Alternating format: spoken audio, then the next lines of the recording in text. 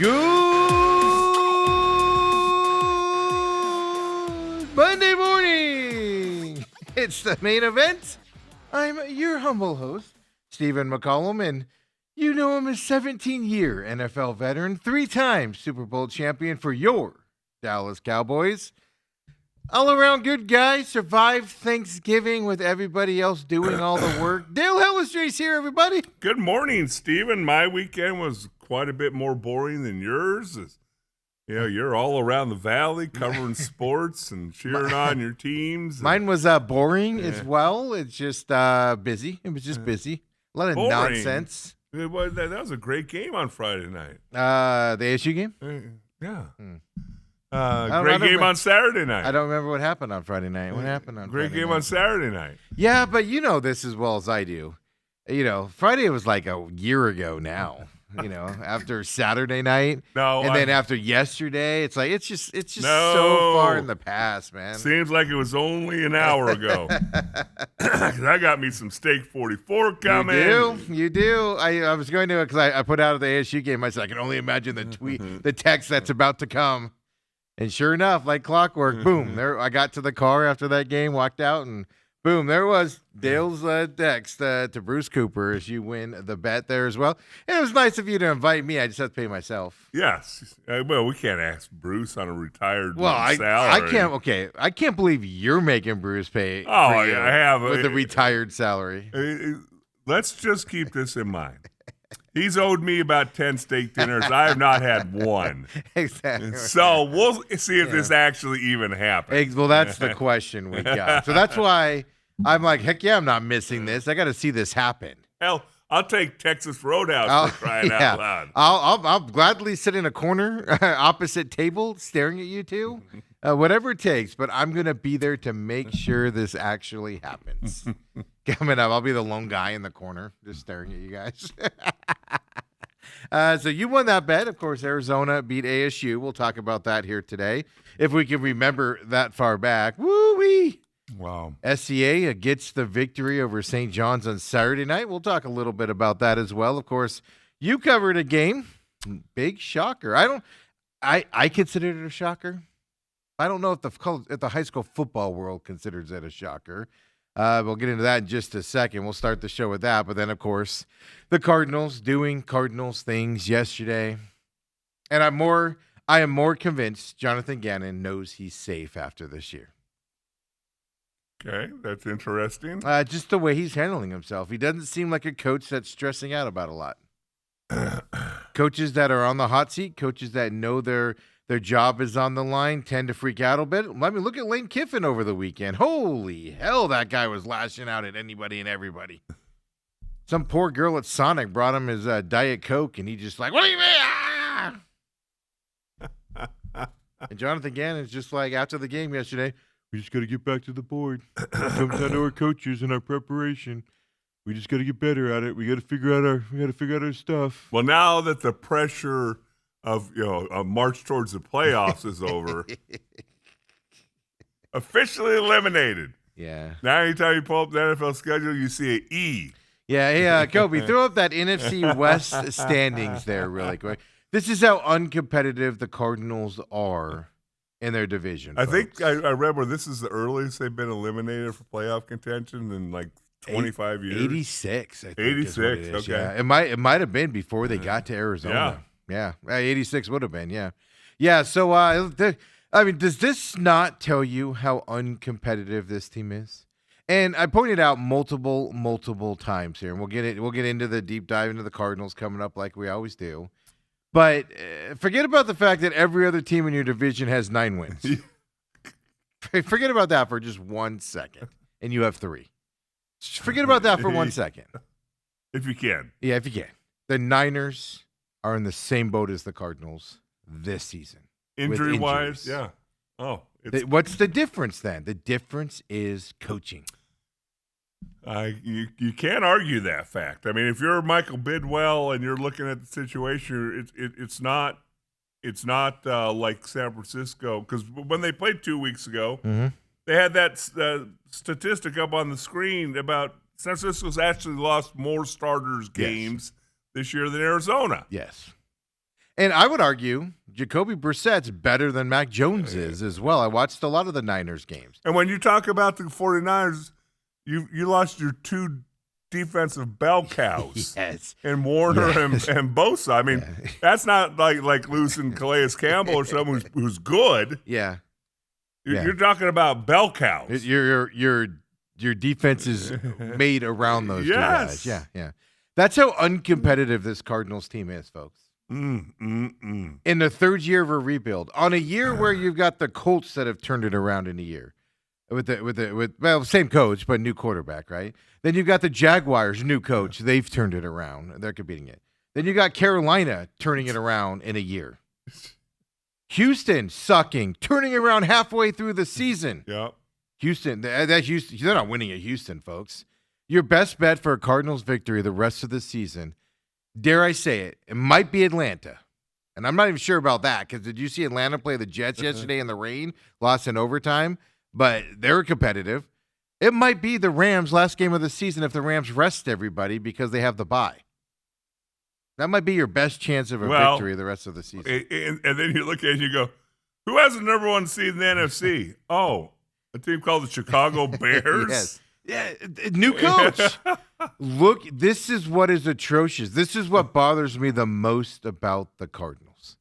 Uncompetitive in year 3. Uncompetitive. Now, I'm not talking on the field because they're competing in most of these games. They got blown out in a couple, but they're in these games. I'm talking about third year, and you have all these teams with 1-year turnarounds. And traditionally bad teams, Dale. We were talking about it yesterday. A couple guys came over to watch the game, and we're it's like, okay, well the NFL is the ultimate. We set everything up for everybody to be 8-8 or 8-9 or 9-8 now. Yeah. The worse you are, the better draft pick you get. The worse you are, the easier your schedule is next year, supposedly. Waiver wires, if somebody big gets cut. You get the first one. Usually you have the most money free agent-wise. Yeah. Everything's kind of set up to rechurn. There's 4, 5, 6 new playoff teams every year. Well, there's one constant. Yep. The Cardinals aren't one of those 4, 5, 6 teams every year. That is a constant. It's nutty. I literally didn't even watch the Gannon press conference yesterday. I watched it last night at like 10 o'clock. But after that game, that's what you want. You wanted to go to sleep on that. I wanted to sleep on it. It's 14 minutes of just absolute. Why don't you just watch a Halloween movie? Or here's the whole point, though. He says the same thing over and over and over and over again. It's ridiculous. Does anybody ever? Because I don't listen to it anymore. Does anybody ever ask him? But Jonathan, that's what you said last week no, and the week before. That's why they don't let people like me in there. Because I'd be like, you say the same thing every week. Why do you even come up to this podium? Can we just have a video screen of you? They had the exact same play again. We'll get into this. It's infuriating, folks. They had the exact same situation as last week, down 3. 3rd and 1. Throw it deep to Xavier Weaver, incomplete. 4th and 1. Pitch it outside the Bam Knight, and we're gonna break down this play because watch Tampa Bay know what's coming. It is. This offense is predictable. This offense is garbage, and what I mean by this is the play calling. The play calling is the same. People say Jacoby Brissett. Oh, Jacoby Brissett makes. He's not. The way the coaches are backing it and saying they love it. They love. Jonathan Gannon said yesterday he loves the 3rd and 1 down play again. When you can keep the drive alive, if you get 1 yard, you got 2 chances to get 1 yard, and you waste one of them with a 20-yard pass down the field to Xavier Weaver. It makes you want to. Jonathan Gannon ain't it, folks, and he's safe. And that's the worst part of this. I'm convinced he is safe, Dale. No matter what happens the rest of the season. Now, a lot of that could be Michael Bidwell just doesn't want to pay his 3rd head coach in a row. We're not coaching. Yeah, to not coach next year, and then bring a 4th one in on top of it. But that's what my biggest takeaway today is. It's not that the Cardinals are losing. It's not that they're whatever you want to say about it. It's not that they're struggling. It's not that the coaching staff has no clue what they're doing. It has nothing to do with that, Dale. It's that they're uncompetitive in a league where this year down is up and up is down. Bills are struggling. Chiefs are struggling. And you got the Jaguars, the Panthers. The Broncos. The Patriots. Don't forget about the Patriots. That's right. All at the top. And the Cardinals are just nowhere to be seen down at the bottom. There. Hello down there. We'll get into that coming up as well. But first, you called the game on Saturday night, high school quarter semifinals?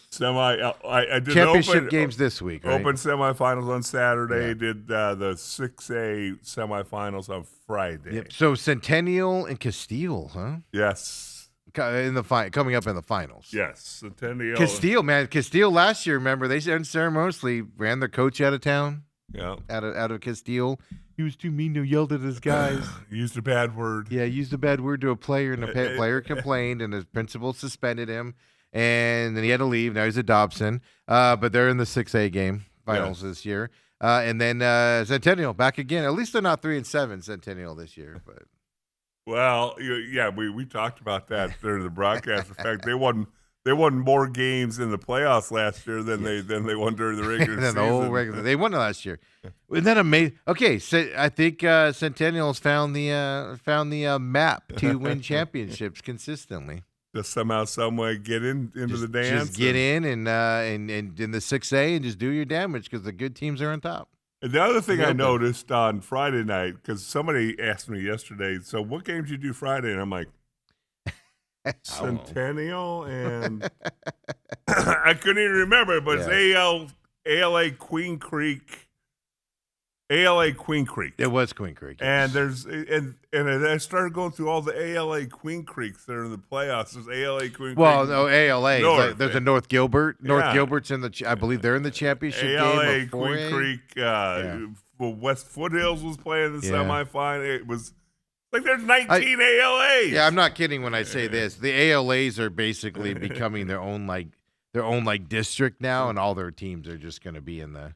They're taking over the public school type of stuff. Mm-hmm. And then you got ALA Radiance opening up this year, which is going to be a huge school out there. It's considered Apache Junction, but it's like on the Mesa AJ border there. So like in 3 years they'll be in the playoffs. Yeah, they'll be good again. You know, they always start at like 3A. Yeah. And then as they get bigger, they go 4A, 5A, and then eventually get to the 6A. Yeah, no, it's ridiculous how many there are out there and how big. And they don't build small campuses either anymore.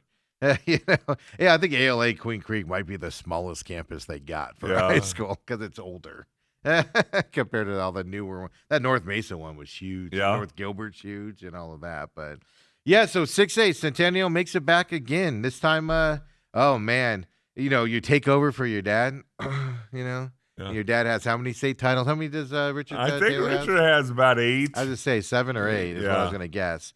And now you're a kid and you're like, oh, you won't be as good as Pops. Year 1 in the finals.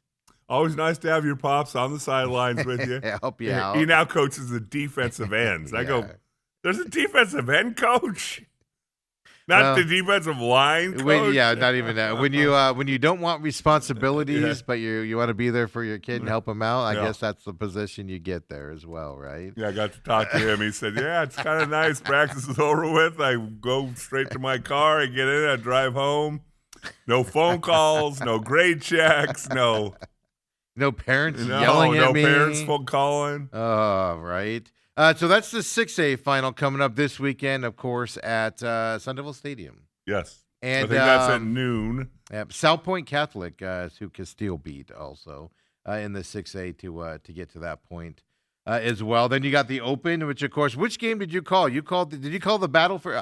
Instead of the battle for Arizona Avenue, now it was played at Dobson. So,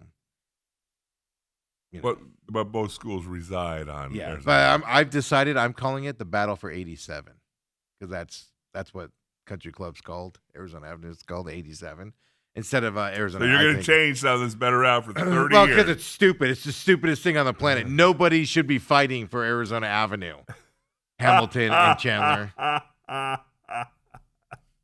The dumbest thing I've ever heard It's got that great restaurant, you said. Elmer's or Elmo's. I can't stand it. Elmer's. Yeah, that's what people at Chandler live and die by it. But look at that. Chandler blew out Hamilton in that game. That's the game you called, right? No. Oh, you went to Tempe? I went to Corona del Sol, did the Bash Liberty game. So, I mean, this is a huge upset. because Liberty hasn't lost in like 400 and something days or 800 days. To an Arizona school. Yeah, to an Arizona school. Yeah. And everything. And Basha went in there and beat him. Well, and Bash had lost their starting quarterback, and then there's a lot of adversity against it. It was a very ugly football game. Yeah, that's what I read. I mean, we were thinking about leaving the SEA game and cruising over there because it's literally 5 miles from Mountain Point.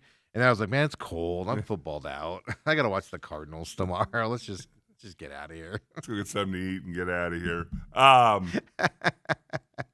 But yeah, it was like two safeties and a block punt and just a whole lot of. It was ugly. Not much offense, but it's just amazing because my partner Chris Harris does all the research, and how many Division I dudes were on the field at one time. Yeah, both of them. It's just crazy. I saw I'll just on my feed because when you tweet a lot about high school football, you start getting stuff. I had like 20 Liberty kids be like, my career's over and I'm looking forward to going here, and I'm just like boom, boom, boom, and I'm like, and then there's like a couple like second tier guys that are going to like Division I schools, like they're not even starters. That are going to Division I, and I'm just like, what was that's why? Well, it was funny too because I haven't seen Liberty this year, and I was like, I got to go see it. I got to see Liberty, right? How good they are, and I was like, you know what? They make the finals, I'll go to the finals, right? Because I actually thought they'd beat Basha, so that's the real reason why we didn't go to that. I was like, I'd rather go see them in the championship game if they make it there, and then boom, upset city right there. So now it's all Chandler. State final. Chandler Basha. And they all have to go, ironically enough, have to go all the way to Sun Devil Stadium to play that game. What is this? The battle for Riggs Road. No, it was a fun night, big crowd. But I think that's the thing that really jumped out at me as I saw on Twitter a bunch of photos from stands. Yes. At games. And I know you were at the SCA St. John's packed. game. Both sides packed. St. John's side was packed. And I heard there's controversy to start the game that they moved SCA from being the home team to the visitors. First of all, I'm not upset about that because it meant we were in the shade, whereas St. John's was in the sun. Okay. But it didn't make sense. I don't know why. Why did they do that? Well, supposedly, according to Alex, my son-in-law, and his wife, Kendall, they said that St. John's had told them they were going to be bringing too many people for the visiting side. Oh, get out of here. Well, good. They had to sit in the – so the way that stadium is, the sun sets to the home side. The game looking started into at 3. Yeah, and the sun was – we were in the sun for the first quarter or so, and then we got in the shade, and it was nice out. It was kind of a little chill came over you. But they had to stare into that sun until like halfway through the third quarter and stuff. Right. So they deserved it. That actually might be true, to be honest with you. But it was weird because the scoreboard was backwards. Like they had St. John's on the visitor side on the scoreboard. So there was a point in the fourth quarter where I looked up and it was like, oh, we only have 2 times. SEA only has 2 times. And I was like, oh, no, that's St. John's. Yeah. You got to remember to like reverse it and stuff like that. It was just weird. But even when we showed up, I was like, we're the home team, so we're going to be we're number 1 seed, so we'd be on that side. Because we went as fans, We were as fans. We were celebrating with the team. You didn't get wristbands? No, nobody got me a wristband. No. Nope. Not even Mr. Sheehan? Nope. Nobody got me a wristband. No, we just sat there. Mingled with the crowd. Things that make you say, No, we know our place. Yeah, we know our place. We know. 3-0 with us following the team and reporting on the team, Dale. Yeah. 3-0 in championships. And I asked you because I asked Alex, I said, last year we won 20-27 against a really good Pima team. And you put it away late with Pipsqueak interception. No, a year ago. Oh, no, that was fumble. That was 2 years ago. Yeah. The fumble last year. And then you had a convert. Well, you had a convert on and then they drove down the field. Right. You had that spectacular trick play. I'm going to call it a trick play. Yeah. To score the touchdown and go up. They went down the field and fumbled it. You guys won it there. Yeah. And then this year, 2 years ago, Pipsqueak interception sealed the deal, and they could have gone down and won the game against Pima again. And then this came down to defensive stand. And I asked I asked Alex and Brooke and Kendall which one was more nerve-wracking, and they said all of them said Saturday. Autumn looked at me as St. John's was driving down the field, and you were like, St. John's is scoring here, man. Like, how do they got to just preserve this clock Right. as much as they can to get the ball back and have a shot. Like, it was just, their guys were wide open, all that stuff. And Adam looks at me and goes, I've never been so nervous. I don't even have a dog in this fight. Yeah, it was. Now being part of all three, I told you this as well. It felt different there than it did the first year. It was just the crowd was all woo. They had big heads and parents were going nuts and everything. They'd never been to state championship. Never been there. Yeah. And so it was just like this woo. Yeah. And then they won it. The kids were going nuts and everything. This game ended, and even the team was like, "All right, good job, guys." And even the family was like, "Good job, guys. Good job." But as I said, it also doesn't hurt that you're down 15-0 before you blink. Yeah. Well, but that's what I told you, Alex and you. I said, but a year ago we were down 13-0. Yeah. But this was a pick six, a badly thrown pick six. I mean, he let that ball go, and I go, nope. Because it was the defender was just standing there, really just waiting for it. And then I don't know. He was going against the sun, but I think maybe the receivers were bothered by the sun going that way because they had to turn around. And if you're looking into the sun, that's one thing all the time. But if you're running against the sun and you have to turn around and it catches your eye, it's a more startling thing, right? No doubt. Type of a thing. So pick six to start it. And then you get the ball back, drive down the field, and they fumble it. So 2 turnovers on their first 2 drives. So it felt different from that perspective. But then St. John's first play from offense, 64-yard touchdown run. Dude wasn't even touched. Yeah. So right there, you're just like, all right, so we got 2 turnovers. They finally get the ball on offense, score on the first play. Okay. Like, you guys want to beat traffic? It was a different feel. Yeah. And then it was just weird in the stands, like the fans, the parents and everybody. And I don't know if that's sustained success. I don't know if it was nerves. It was a different feel. Well, I will tell you this, as a guy who in the NFL won 3 and 4 years. Yeah. The first was obviously the most exhilarating one. Yeah, it's like your first kiss or your first girlfriend or whatever. And then all of a sudden you come back and you got to try and defend.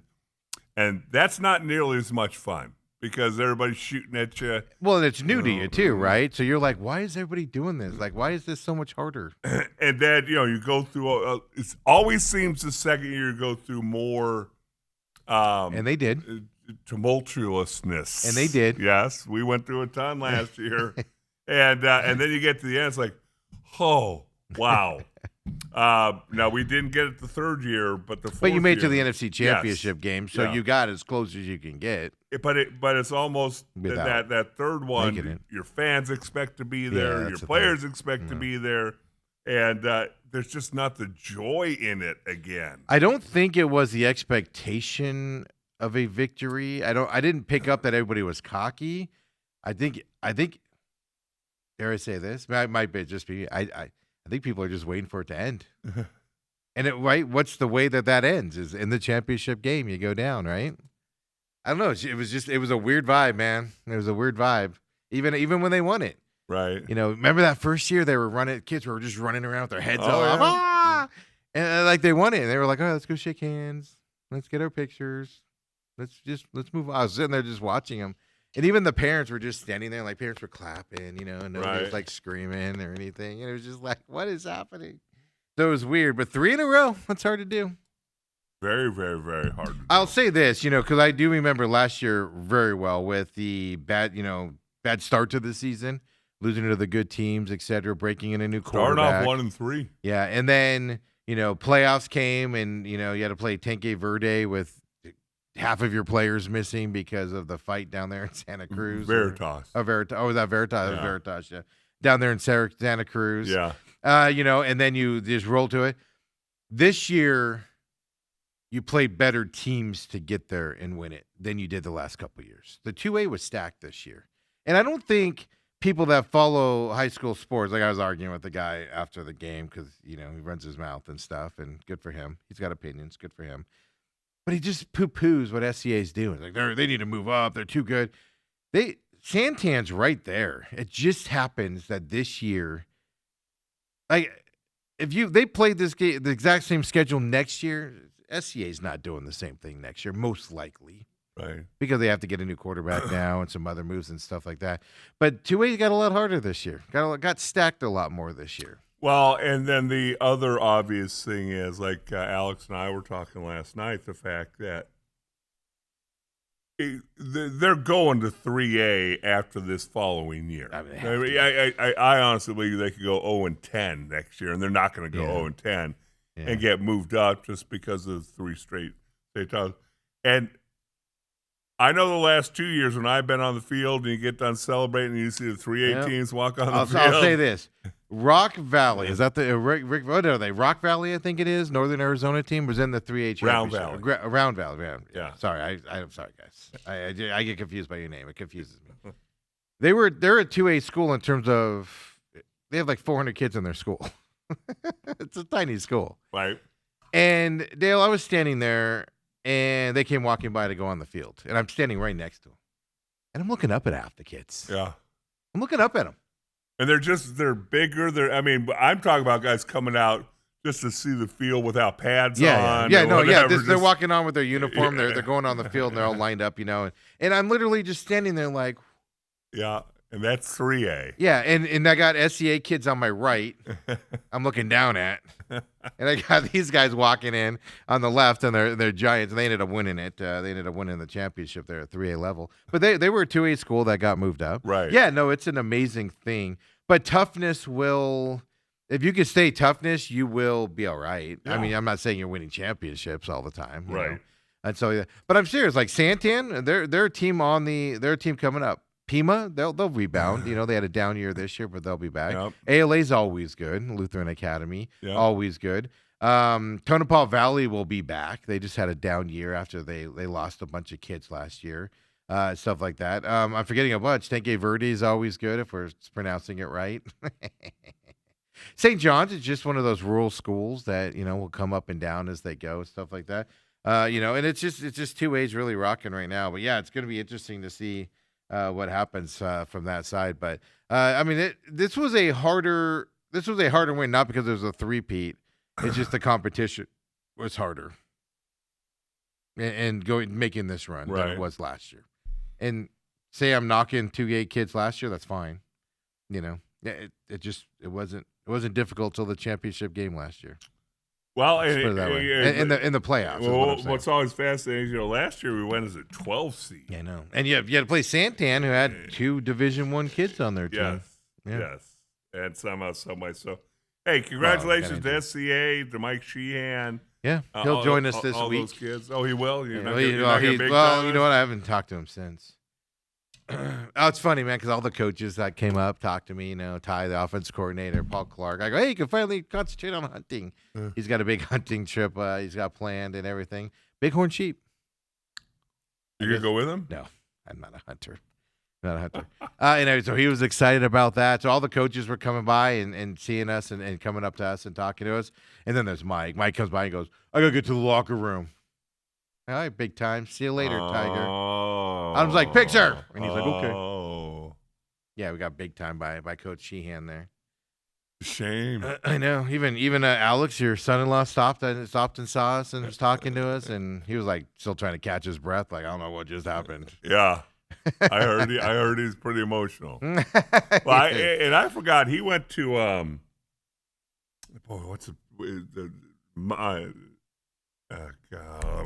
who's the high school in California that won like 150 games in a row? Gorman Bishop or whatever? No, not Bishop. That's Vegas. Okay, yeah, I know what you're talking about. But he played football there. He went to school there. Yeah, okay. They won 2 championships.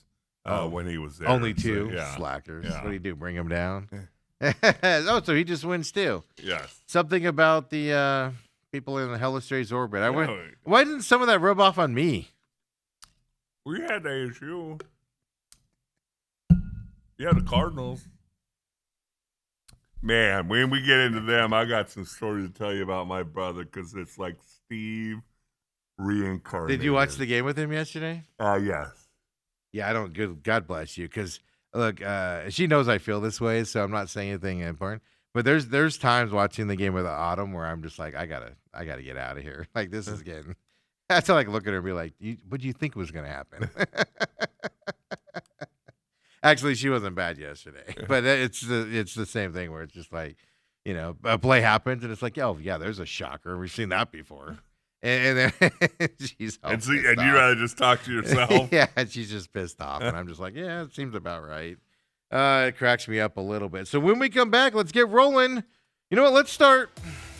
Where do you want to start, Stevie? You want to start Friday night? You want to start Sunday night? Let's get the ASU Territorial Cup out of the way. What about Thanksgiving? How about the stars on the helmets? Look out. We'll have all the show picks tomorrow because it's so disgusting. Look out. I don't want to ruin your guys' Monday, first day back after the holiday weekend with all the X's that I. Well, you're not ruining theirs. You're ruining yours. Yeah, I don't want to ruin my Monday as well. I got WWE Raw tonight out in Glendale, Dale. I got to leave here. On a Monday night? Yeah, well, that's when it is. I know, after the holidays, too. I got to leave here, go all the way home, pick everybody up, and then drive to Glendale for 5:30 Raw tonight. I want to hear every amount of bitching and moaning you do when you have to go to a Cardinals. Let's do it, baby. Come on back, the main event.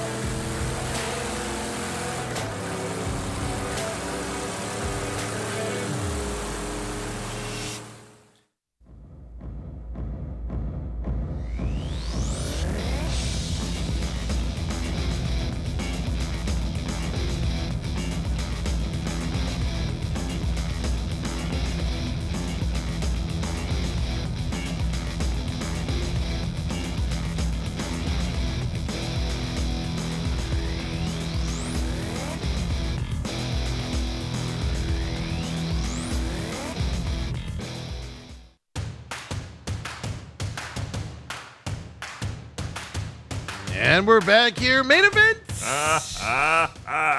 Monday morning here, and Farmer Braxton chimes in. He texts us. Don't forget, text us, 623-252-6670. He texted in on Saturday.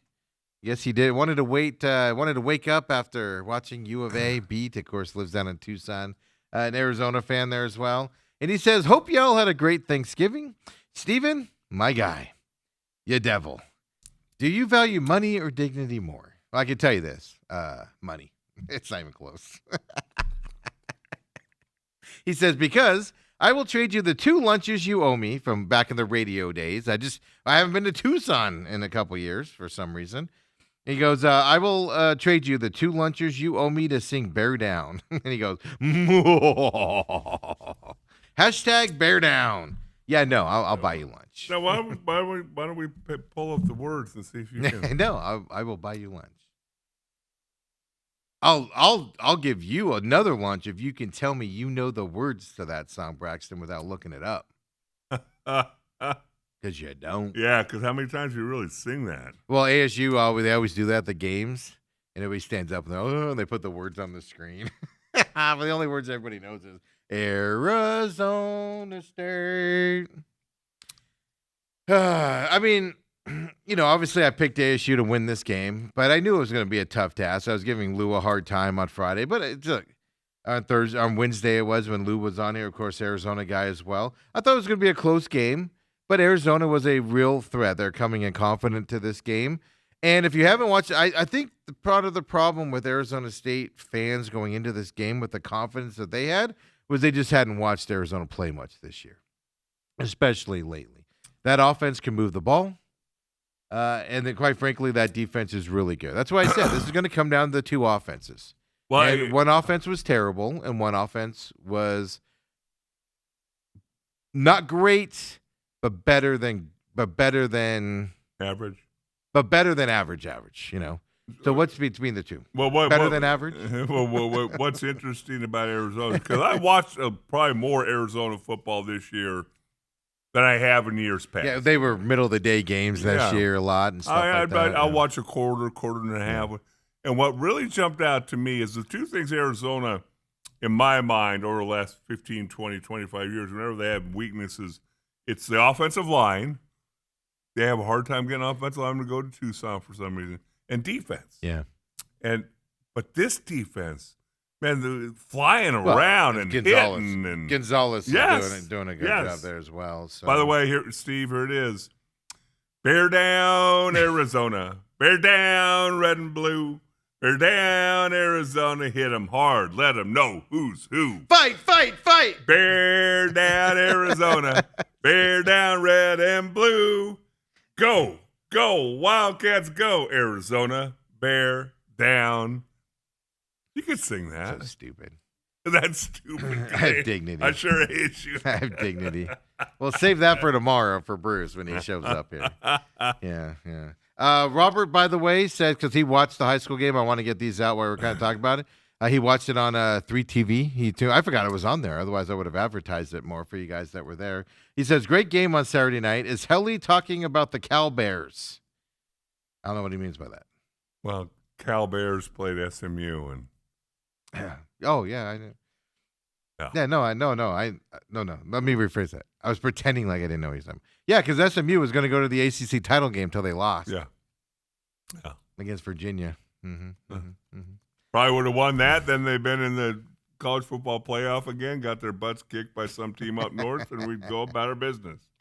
There's something off with SMU. Yeah. They're not consistent. That's a team that's inconsistent. They go and they win, and then they lose. That Jennings is a little up and down, the quarterback. Yeah, that's the problem. Super talented, but seems to make a lot of mistakes. I mean, you ran into that thing where Cal fires their head coach, and the old Ron Rivera is the GM of the Cal Bears.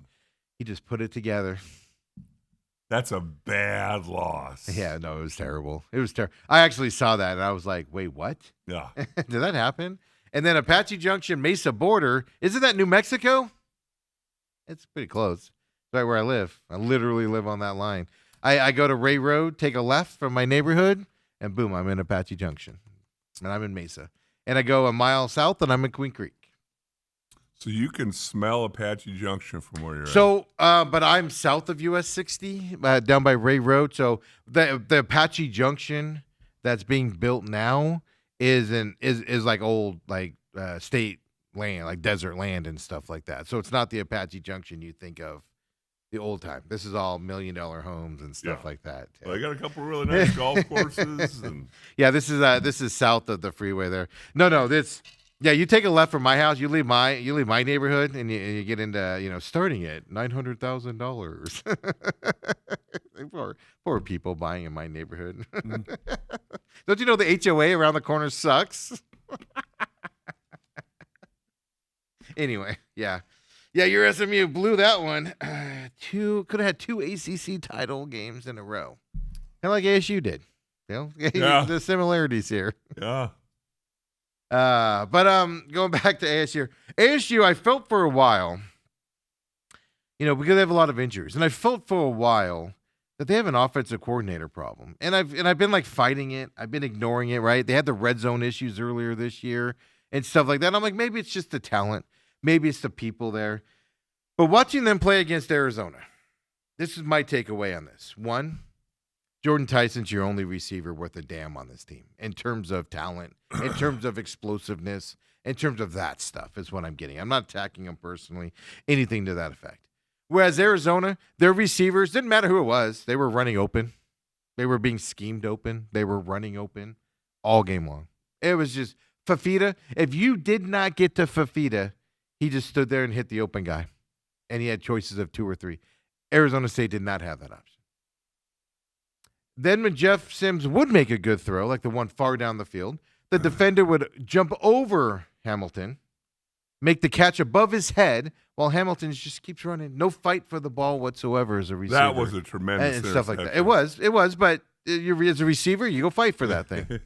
You don't just keep running while the other guy is going for it.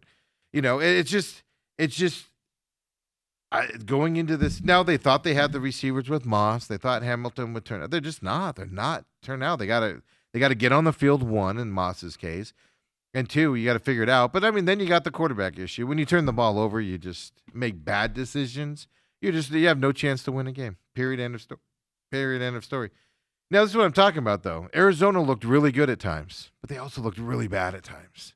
Having 0 points after the first quarter was an absolute tragedy. I thought that was a precursor to a loss. That's how you lose games. You get down inside the red zone. You come away with, a missed field goal and a turnover? Yeah, turnover, yeah.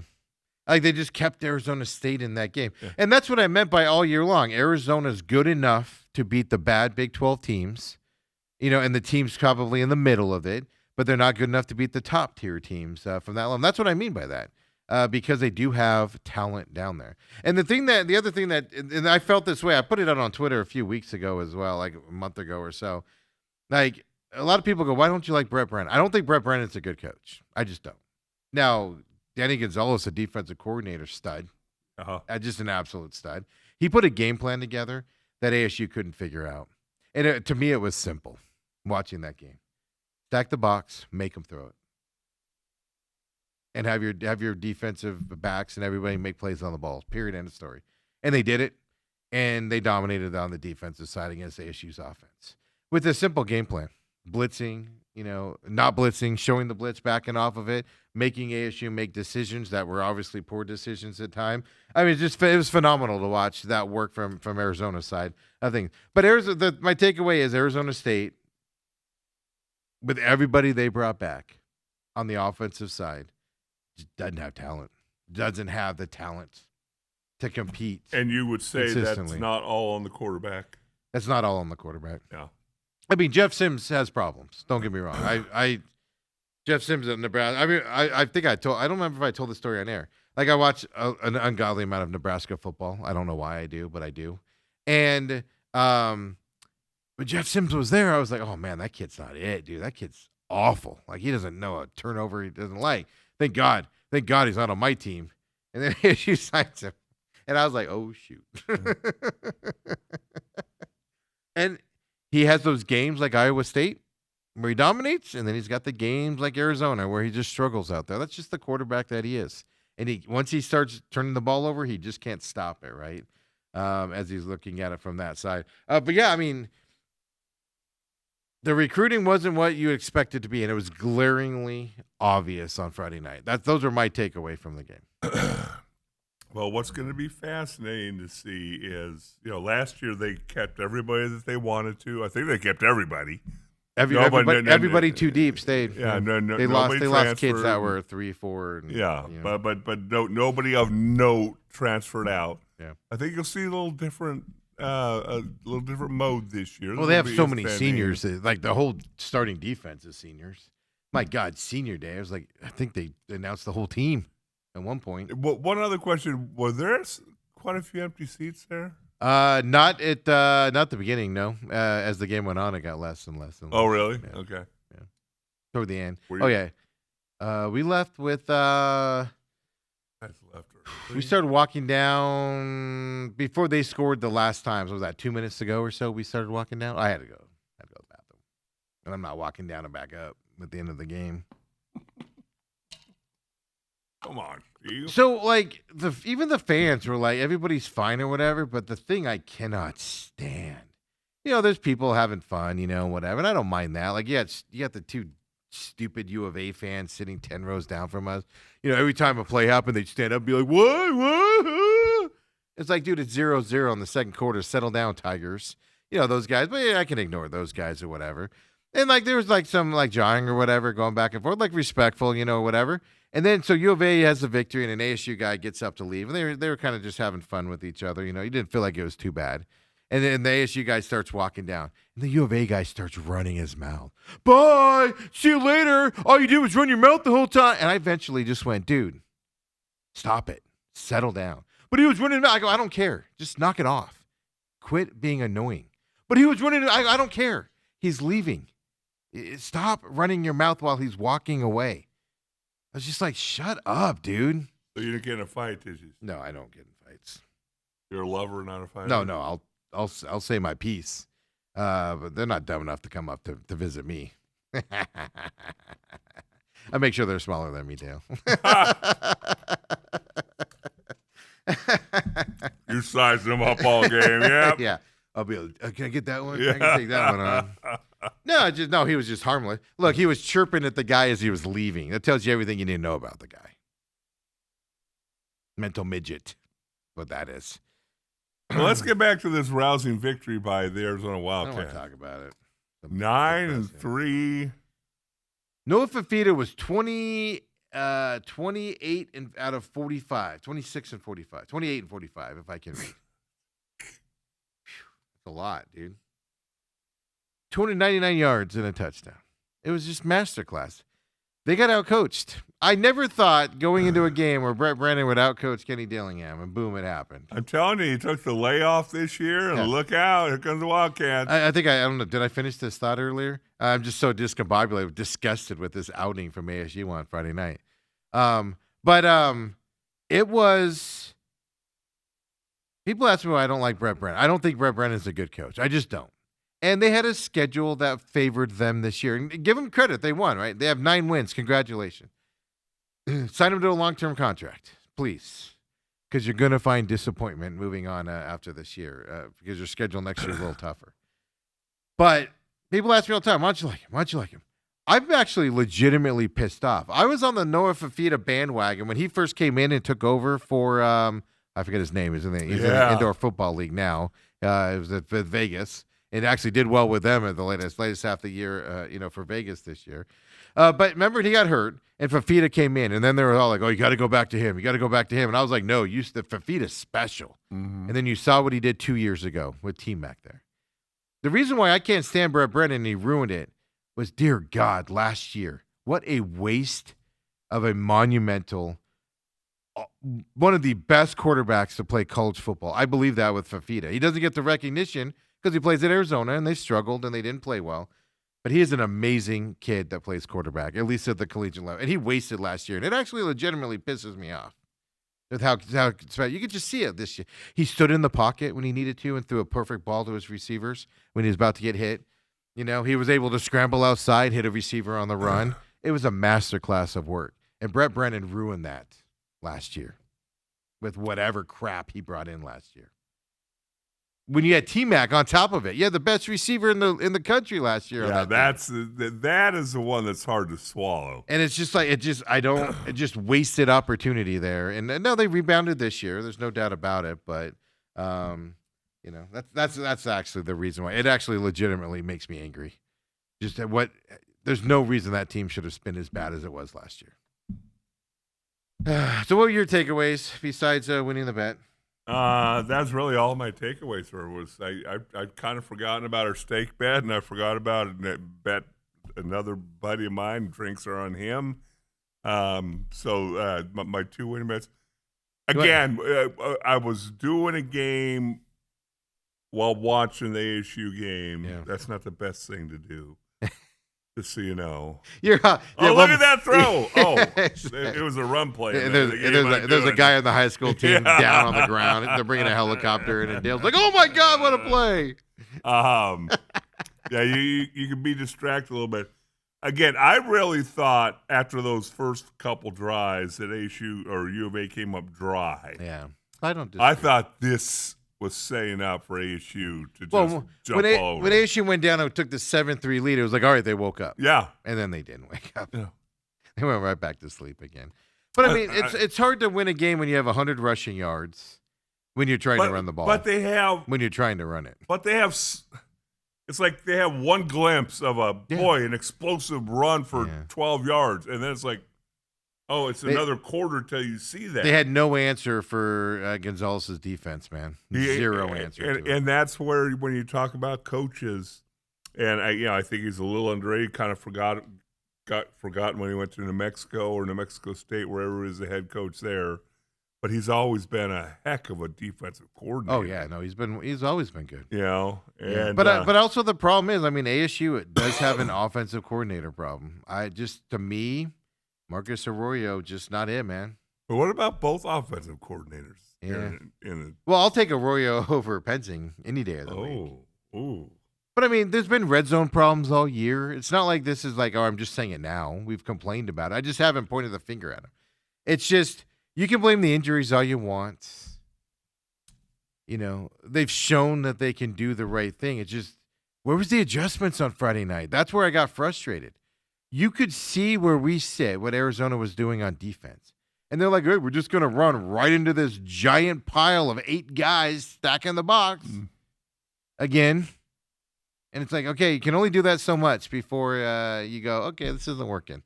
Let's try something. Let's try a quick screen pass or something to that effect to get them on that side. And that's what I mean by the Arizona State offensive coordinator there. And by the way, Fafita was 28 of 45. Oh, was it 28? Yeah, I can't see my screen. His quarterback rating was 80.6, and quarterback rating is different than QB rating or whatever it is. There's one that's 160 is the highest, and then there's one that 100 is the highest. I get them mixed up. Well, one's ESPN's QBR, and one I know. And Jeff Sims had a 31.9. You know what? I know you can't get to 0, but I would have just given him a 0. I mean, just some of his throws were like I said, the one where the defender just went up above Hamilton, and that to me that was Hamilton just didn't want to fight for that ball, right? But the fumble there at the 6-yard line when you're legitimately about to score and get back into this thing and everything, and then he didn't even get touched when he fumbled it. That went away from us, so we had to look at it later. But he didn't even get touched before he fumbled it. Yeah, I was listening to a little bit on the radio on the way home from my game, and whatever your thoughts of the radio crew for ASU is. Love me some rapper. Is your Van Rapperst. But kind of like the Suns, sometimes their TV and radio crews. Did your ears start bleeding when start bitching and moaning about the referees and this, that, and the. But it was like, no, the ASU. Who's the play-by-play guy? Tim Healy. Tim Healy. You could just tell in his voice, like, we have no chance. Yeah, no. So I didn't listen to the radio, obviously, but I did hear like some snippets from it later on. Yeah, and he sounded like a beaten down guy while he was calling that game. From when I was here, like third quarter, he's like, "And there it is again." We saw him before a game one time, and I go, "Hey, Ethan," they go, "That's Tim Healy." And Ethan goes, "That's what he looks like." I go, "What do you think he looked like?" But I also, remember him from, what was that, Channel 3 back in the day when he was a sports guy and stuff like that. So, I mean, you got to give Arizona their dues. They went in there and beat them. They're very confident right now. And you know what their congratulations going to be? Have fun at the LA Bowl on December 13th. They're not going to go to the Holiday Bowl? It's so the way I'm okay. ESPN's prediction is they're playing in the LA Bowl on December 13th, by the way. Really? So we're walking in the stadium, Dale. This is pretty funny. Yeah, as of yesterday. I looked it up yesterday morning. Yeah, they have them going to the LA Bowl. Wow. That's the problem with the LA Bowl is it's an early bowl game. Yeah. You want a late December bowl game, more practices and stuff to that. Because if you don't know how it works, you get these extra practice and you work your freshmen out. Oh yeah. So like Cam Dreyer will be under center a lot and stuff like that. You work on those things during that practice time. It's like an extra spring practice, if you will, right? So you want the later the game possible on that, and stuff to that effect. But yeah, then I said ASU to the Sun Bowl against Georgia Tech is what the prediction was.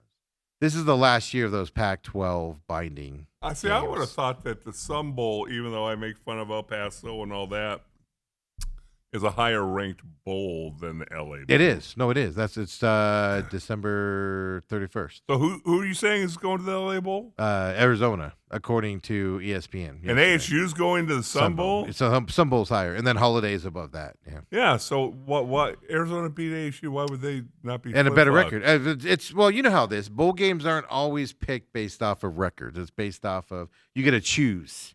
It's based off of whose fan base is going to travel, how good the team is, the matchup, etc. So there's other factors involved. And look, Arizona has 9 wins, but is the perception of Arizona that they're a top-tier Big 12 team? I'm sorry, it's not. But ASU is? No, I'm not saying that either. That kind of surprises me. It's a stupid big. It's that this goes away this year, thank Yeah. God. So we can get rid of these Pac-12 bowl games that don't make any sense anymore, right? No, so we're walking into the stadium, Dale, and there's just like this little short, like old guy. Looked like the guy from Up with the big red jacket on, and I just hear him go. I hear him ask like security go, press box, like all quiet, press box, please. And they're all like, oh, and the security's like, I don't know where that is. Like he's on the main concourse, right? So I go, I instantly, I'm like, oh, that's a bowl representative. Like you could tell. So I go, oh, hey. I go, oh, you go to the press box? I go, hey, follow us. We're headed that way too. We go that way also. So just follow us. So he's like, oh, okay, thanks. So he gets up there and I get him to the right direction and everything. But the whole time I'm like, hey, Holiday Bowl, huh? I go, we love San Diego this time of year. We want to go to San Diego. I'm having fun with him or whatever. I get him up there and everything. Yeah, so they just have I got yelled at again, Dale, by ASU people because I tweeted out, why doesn't this guy have an escort or something? Take care of these guys. I was told I got a message. Really? Hey, you didn't follow directions. Thanks for the because I tweeted at him. I was like, guys, heads up, this dude's just roaming around down here lost, and I got him there, and everything. And so I wasn't yelling, but they were like, hey man, just text us next time there's an issue. Instead of putting it out in public, it's the second time now. You're bitching about the entrance or exit or whatever. It's the second time I've gotten a message from somebody high up in ASU game day telling me to knock it off. I deleted it. I was trying to have fun with it. I didn't think it was a big deal. Like in my mind, I was just like joking around, like, take care of these guys. We're not gonna go to the Holiday Bowl because this guy's lost out here. I didn't think it was a bad thing, but I was told to knock it off again. So yeah, twice now I've been told to knock it off with my hijinks around ASU. You're gonna be the reason. The guys all, I'm not gonna out him, but the guys all like, dude, text me when there's a problem, and I'm like, I shouldn't have a problem. I'm here as a fan. I shouldn't even be conversing with you about this stuff. It just so happened I ran into the guy, is all it is. Oh, it's so funny, though. I'm the reason we're not going to go to the I'm the reason we're going to the Holiday Bowl because I got him there safely and was joking around with him and having a good time, Dale. But he had this little briefcase. He's like the cutest little old guy representing the Holiday Bowl. It's so funny. You're probably making fun of him. No, I was hyping up the Holiday Bowl. I see on the bowl projections that they have Arizona State going to LA Bowl. ESPN? Yeah. Okay, so they've updated it since yesterday. Yeah.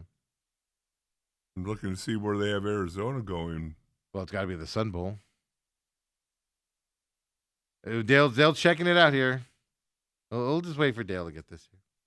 Boy, they got them way down in December 27th, 28th, 29th. No. I mean, with Texas A&M losing this week, and this college football playoff thing is going to be. Can you imagine if, like Georgia gets into the SEC championship game now? On top of it, it's just like there's going to be chaos coming up here, and what we're looking at that point. Yeah, one of them has one of them has Arizona State going to the Sun Bowl. Yeah, LA Bowl. One of the guys at ASU versus UNLV at the LA Bowl. That actually wouldn't be a terrible matchup. The problem with the LA Bowl is just that it's December 13th, so it's too early. You want a later bowl game. And then this Bonagura has Pittsburgh versus Arizona in the Holiday Bowl. Really? Ooh, Arizona's gonna get the butts kicked. Pitt's good. No, they're not. Look at Pitt go. No, Pitt going to San Diego. That just sounds deadly right there. Yeah.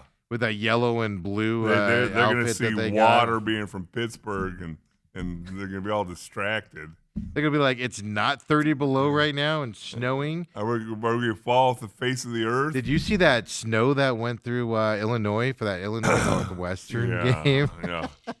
They cleared the field off. It's so great. They cleared the field off like 5 hours before the game. Then an hour before the game, it was like 5 inches of snow back on the field again, and it fell within like an hour. And then they didn't even bother cleaning the stands. They couldn't. They didn't have the time. So they just put the stupid people that showed up to this game, they just put them on one side of the field. Right. And they were just like, you guys sit over here. The other side's closed. It was just, I just love watching that stuff from here in Arizona. Yes. Well, I was watching a little bit of that Michigan-Ohio State game Saturday, and now that's football weather while I'm sitting in the house with the sliding glass doors open. Dale's got his heater blanket on as he's sitting on his couch. Come on back, folks. Second hour main events coming up.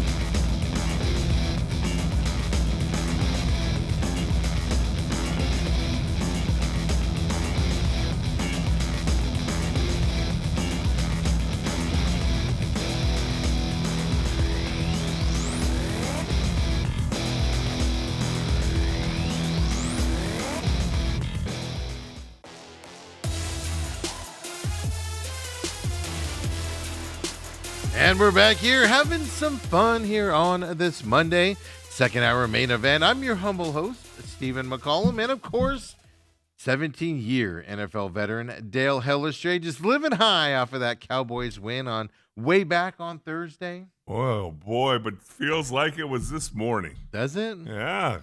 That's a big win, Steve. Forgot all about it by now. Yeah, they made it all the way to 4 wins, the Cowboys. Good job for them.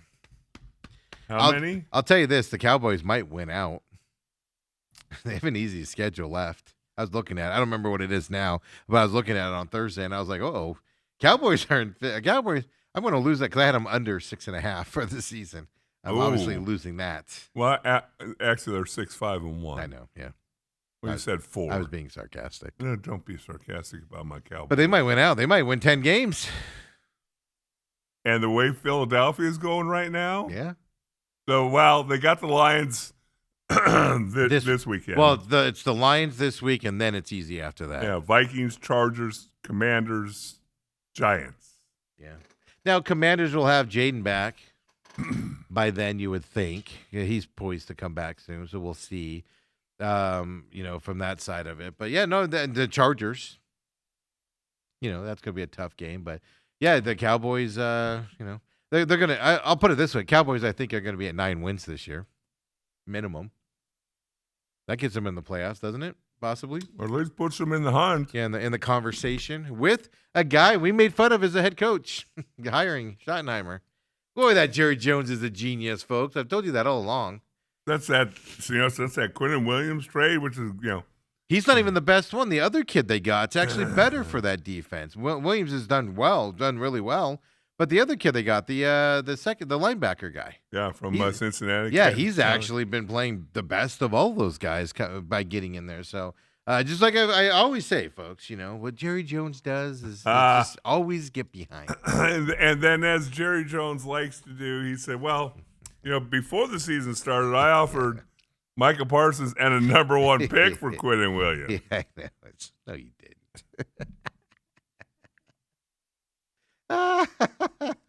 So stupid. Let's talk the good stuff here before we get to the negative here. Of course, congratulations to Arizona. We got to give them the credit. I hesitate to say ASU's just banged up. I'll say this, and I still stand on it. ASU wins their bowl game, they'll have 20 wins in 2 years. That don't happen around here, folks. And I get it. They only have 8 wins on this season, and it's disappointing. They lost to their rival down there in Arizona, which you should never be in the business of doing that, right? And everything. But this ASU team in 2 years, I get it's disappointing from the expectations and stuff, but we're in uncharted territory right now. And you got to just sit back and kind of appreciate it as well. They were in the hunt for the Big 12 championship game on the final weekend of the year. Now, it didn't matter. Even if ASU won on Friday night, they still weren't making it. Yeah, the way the things fell. So it didn't matter, right? But they were in the hunt with all the injuries. Like I said, we can compare and contrast the ASU team to the Cardinals team. I know they're separate. I know they're one's college, one's pros, but we talk Niners and stuff. And it just makes it even more disgusting that the Cardinals are going through this and kind of blaming the injuries and all that stuff. And there's obviously bigger issues going on with them because we're seeing other teams not struggle. Let's put it that way. Even though ASU's struggling, but not falling apart like the Cardinals are with all the same things happening to them. Right. And it's just it's kind of disgusting to see. One thing is, I told you everybody on Wednesday, Dale. I flat out told everybody after you left to go judge. By the way, did you piss somebody out by judging the songs, or did you just bash them all and say they all sucked? I did not go to the judging, but they played a couple for me, and now supposedly they're having the sing-off tomorrow night.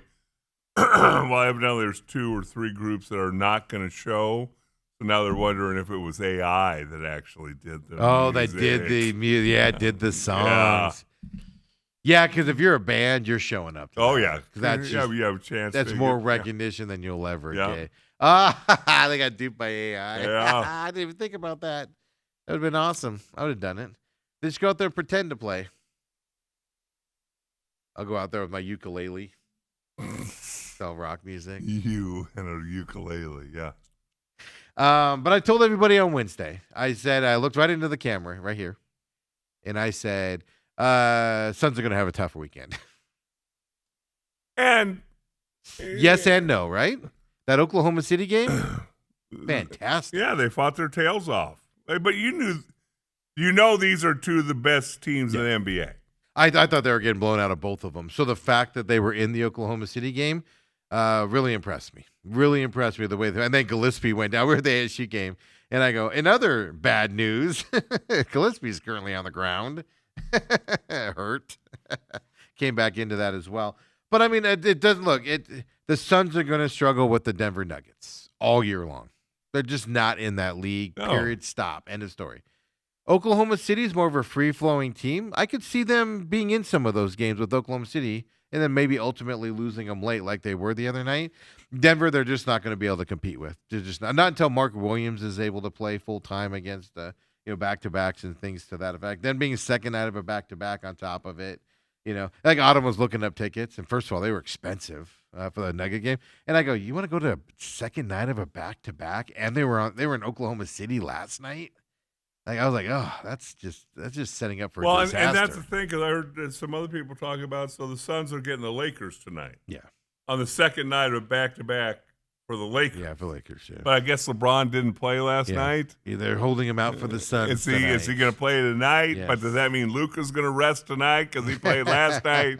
Yes, Luka plays both back-to-backs. It's stuff. It's stuff that you never used to even think about. Yeah, kind of. You got to pay attention to it. And it depends where you play. They went from Oklahoma City back to Phoenix and then played Denver that night. Like, that's a long travel. Like, it'd be one thing if you played the Lakers or the Clippers in L.A. and then 45-minute flight to Phoenix and then played the next night.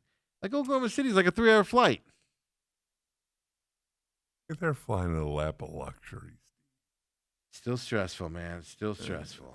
So it was a tough weekend. They throttled the Kings on Wednesday. I mean, the Nuggets game doesn't surprise me. Now, I want to see what they do against the Lakers tonight. Lakers are more of their type of opponent. So you got Oklahoma City sitting there at 20-1. Yeah, that was the closest game they've had at home too. The Suns did it. Denver Nuggets are 14-5. Yeah, and the Lakers, your beloved Lakers, who you grew up loving and and cherishing. Yes. They're 15-4. Yeah, but those Showtime days are gone. I don't know. Luka. I don't, as much as I give Luka a lot of crap, I don't hate Luka. I think he's a phenomenal talent. What I hate about him is that he's been lazy. He's not lazy in LA. No. He was lazy in Dallas. That's why I couldn't stand him in Dallas. He's not that in LA. He's changed. Somebody got to him. Got to him? The beach. All the ladies. I said, I can't be walking along the beach with this doughy body. In Dallas, I can hide it. Did you see his new Maserati he pulled out of the stadium with the other night? I did not. Woo! Must be nice, man. Must be nice. But yeah, so Lakers tonight for the Suns. But the biggest thing is they're alive. They're a wild card in the Emirates Cup, Dale. Here we go. Let's go. Championship. Only thing I want to say on that, I mean, Dale's been all he's been talking about all weekend, folks. Other than his steak 44 dinner from retired Coop. He's going to make him spend a couple $100 on dinner coming up and everything. Dale's like, I don't care if you have to starve, old man. No. Old retired man. I don't care if you had to get a greeter job at Walmart. And the other thing he's talking about is the Emirates Cup. But I will say this in all seriousness. They clinched the wild card on the Emirates Cup. And then I'm sitting there watching an interview with Devin Booker. And Devin Booker says, it's great we get to do this. So the guys on the roster, basically he alluded to, this is helping the guys on the roster earn extra money. Yeah, the guys at the bottom of the roster. First thing he's flat, because Devin Booker doesn't need it. Right? No. But first thing he says, and we've heard other teams say that, right? The Lakers said that the first year when they won it. A lot of the guys were saying, we got to win this for the guys, the 12th man, the 11th man, stuff like that. But that was the first thing I hear Booker say in an interview after they move on to the next round. And it just shows you Booker's back to being that leader we expect him to be, is all I'm pointing out here. Not just on the court, but off the court. And you can't tell me Dillon Brooks isn't a big part of that. Because Dillon Brooks has stood up for Booker earlier this year and told him what he needs to do to be the leader and stuff to that effect. So that's the positive on the Emirates Cup, is you can become a better team, right? Rallying around those little small things with a guy like Booker pointing you toward that stuff. How about Booker going back to just not being a leader and being a better player? How about that? How about them apples? Are you saying, so Booker's supposed to dominate the Nuggets by himself, and Jokic is out there with the? I wish I played basketball as good as Jokic does with an injury on his wrist. I wish I had that talent. He's just a freak. I don't even want the regular talent, the uninjured talent. Just give me the serious wrist injury talent that he's got. I'd appreciate that, please. It's just he's annoying to watch, but he's so much fun to watch because he looks like he just got off the couch sitting next to me eating Doritos and was like, I gotta go play a game. All right, Steve, we'll see you after the game. Don't eat all the Doritos. Save some for me. So the Suns got Lakers tonight. Then they're at Houston, at Minnesota, at Oklahoma City. And they got Golden State at home and away. It's not a back-to-back. It's across from each other. And then they got the Lakers again after that before it gets easier with a couple with New Orleans, Washington, and then it gets hard with Cleveland again. Here, so they're in a tough stretch. And they're getting Grayson Allen back. They're getting Ryan Dunn back tonight, excuse me. Grayson Allen came back for that Nuggets game. So they're getting healthy at the right time. I do think, though, that the surprise wins for the Suns that I kind of predicted earlier this year, I'm like, they'll pop up and they'll win some of these teams because they'll out-hustle them.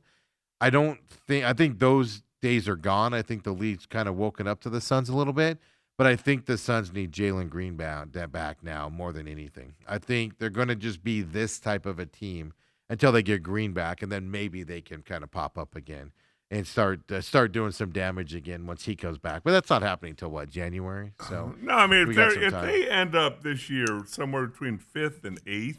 Yeah, I think they're going to be at the end of December. I think they'll be around 5. I said that with Bruce last week.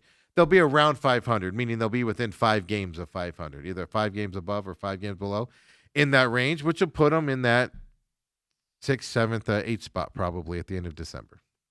That'll be fantastic for this team. Right. Then you get Jalen Green back. You stay healthy. You might be fighting for that 6th seed, and being in that contention for this 6th seed. meaning your name's attached to it, even though if you're not going to get it. But you could end up with that 7th or 8th seed on top of it, which would be pretty fantastic. I think the teams that you know are better than you, the Thunder, the Lakers, the Rockets, the Nuggets. I would say they are definitely better than the Suns. Yes. But then you start talking about the Spurs. Is Wemby playing? Is he not playing? I agree. That's a hit or miss. Yeah. The Timberwolves, the Suns have already beaten the Timberwolves. The Timberwolves are just going to be a little bit better than average team, defensive team. Golden State. They're sitting here at 11-10, and Memphis Grizzlies. Those are teams they're going to be competing with for number 5 through 8. And I think the Suns are better than those teams. And again, we saw one game with Jalen Green. And yes. With Jalen Green, the Suns are better than all those teams. I think so. I think they're equal to the Spurs and better than those other teams without Jalen Green. Now, you have to have Ryan Dunn back, and they sent Malawach and Fleming back to the – I like what they're doing with those two guys. They're not getting a ton of playing time. So, hey, let's go play. Hey, the G League has a home game at the Mullet. We're at home. Right. Go tip off at 2 o'clock over there, boys, and get some minutes. And then, come right back up again. I like what they're doing with that and the style they're doing. And I really like Jonathan. Even in that loss to the Nuggets, it wasn't just, we can't compete with them. It was, okay, this is what we got to do. I'm looking forward to this. Our team did this. It's just, there's just something special about it. God, if only the Cardinals had coaches. They do. They're going back to the drawing board today, Steve. Getting back to work. We got to watch film. So Lakers tonight, 10 p.m. Eastern time, 8 p.m. our time, Dale. It's a late tip-off. Are you going to stay up for it? I don't know if I'll make it through the whole game. Raw starts at 5:30. It goes live at 6. So that puts us at 8:30. So I'll get at least the first half on the drive home and dropping everybody off and everything. I might be able to make it tonight because I'm driving. Maybe I'll just put my car on full self-driving mode and just take a nap. Ooh. Would you trust that? No, because I'll have it on and I'll just be driving and then there'll be a bend in the road and it feels like I'm going to be launched off the freeway. the way it counteracts and bounces off the line. No way in heck I would trust that at all. So, but I like what the Suns are doing. Now there's going to be some trying times coming up. But I like what they're doing, and I want to see what their deployment is. Let me put it this way: their deployment is against Luka and the Lakers tonight. How do you stop DeAndre Ayton? You laugh. He's having a decent season. No, that's one of those things. It's like you laugh, but he's playing well, folks. When you say that name, what just conjures up in your mind immediately? It's softness underneath there. Mark Williams tonight, Nick Richards, Mark Williams should have a field day with Ayton tonight, right? Should. We'll see. Well, but that to me, and I have no doubt that the coaching staff's going to set him up. Yeah, look, if you lose to the Lakers tonight, you're going to lose to the Lakers because Luka's going to go off and you can't stop him. I don't know. DeAndre Ayton, 16 points, 9 rebounds a game, Steve? He's playing well. I'm not kidding you. You laughed when I said it, but I was being serious. I've watched a few Lakers games lately. Over a block a game? Oh, then you get nuts. But here's the thing. You focus. You did what everybody does. You focused on Luka and you focused on LeBron. Aiden's having a good season in terms of what you expect from him and everything. But the Lakers actually have some guys doing some really good. Now they take a back seat since LeBron's come back, of course, right? They're not in the front like they were beforehand, but. Holy cow! I just forgot his name. We got Austin Reeves. Austin Reeves is playing well. Yep. You got to shut him down. He's averaging 29 points a game. Well, it's because when he's taking a back seat now that LeBron's back, he's not the front guy. But Austin Reeves, he's a big threat tonight. You got to stop LeBron. Who do you stop? LeBron, Reeves, or Luka? Yeah. Pick your poison. Or Ayton. Yeah, or Ayton. Yeah, but the Suns have 3 centers that should be able to neutralize Ayton at least a little bit. In terms of toughness, right? It'll be what I want to see because the toughness is coming for DeAndre tonight. I want to see if he cowers like he used to against toughness, or does he stand in there a little bit tonight? It'll be fun to watch. But yeah, in all seriousness, I mean, even Austin Reeves is somebody you got to pay attention to. Like last night, Austin Reeves played 40 minutes. LeBron was out last night. 5 rebounds, 8 assists, 33 points for him last night. Now, if LeBron plays, he'll take a step back, but it'd be fun tonight. See where the Suns stand against not one of the top physical, demanding teams like the Nuggets tonight. Is what I'm getting at. Yeah, there's no chance of snow tonight in L.A., is there? Are you talking about hell freezing over? What are we talking about? Well, I'm just talking about Ayton maybe not be able to make it to the game. Ice? It wasn't snow. It was ice. Yeah, how cold is it going to get? I don't know. I'm going to fly over there and flood his street. Maybe he just won't drive on the street. I forgot about that. That's hilarious. When we come back, let's get into it. We have to. Sorry, everybody. It's the Cardinals segment. Seems to be weekly.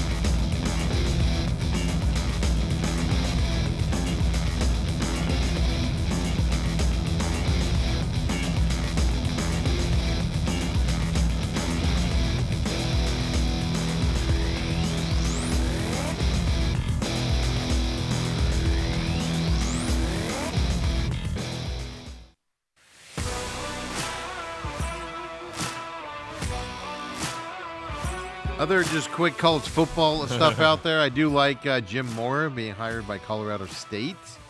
I do like that hire. A lot of hirings happened yesterday as well. Coastal Carolina, not on the coast. They did fire Tim Beck there as well. He went 20-18 in 3 seasons with Coastal Carolina. What expectations does Coastal Carolina have? Yeah, I mean, it's like, come on. That's fantastic. He went to bowl games, and each season he was there on top of it as well. And they're 6-6 this year, so possibly another bowl. What expectations does Coastal Carolina have? Hey, they're raising them, Steve. They're raising them. That's a shocker to me as well. But then you get a lot of this, right? Florida hiring John Summerall from the Green Wave there, Tulane. That's a big step up, man.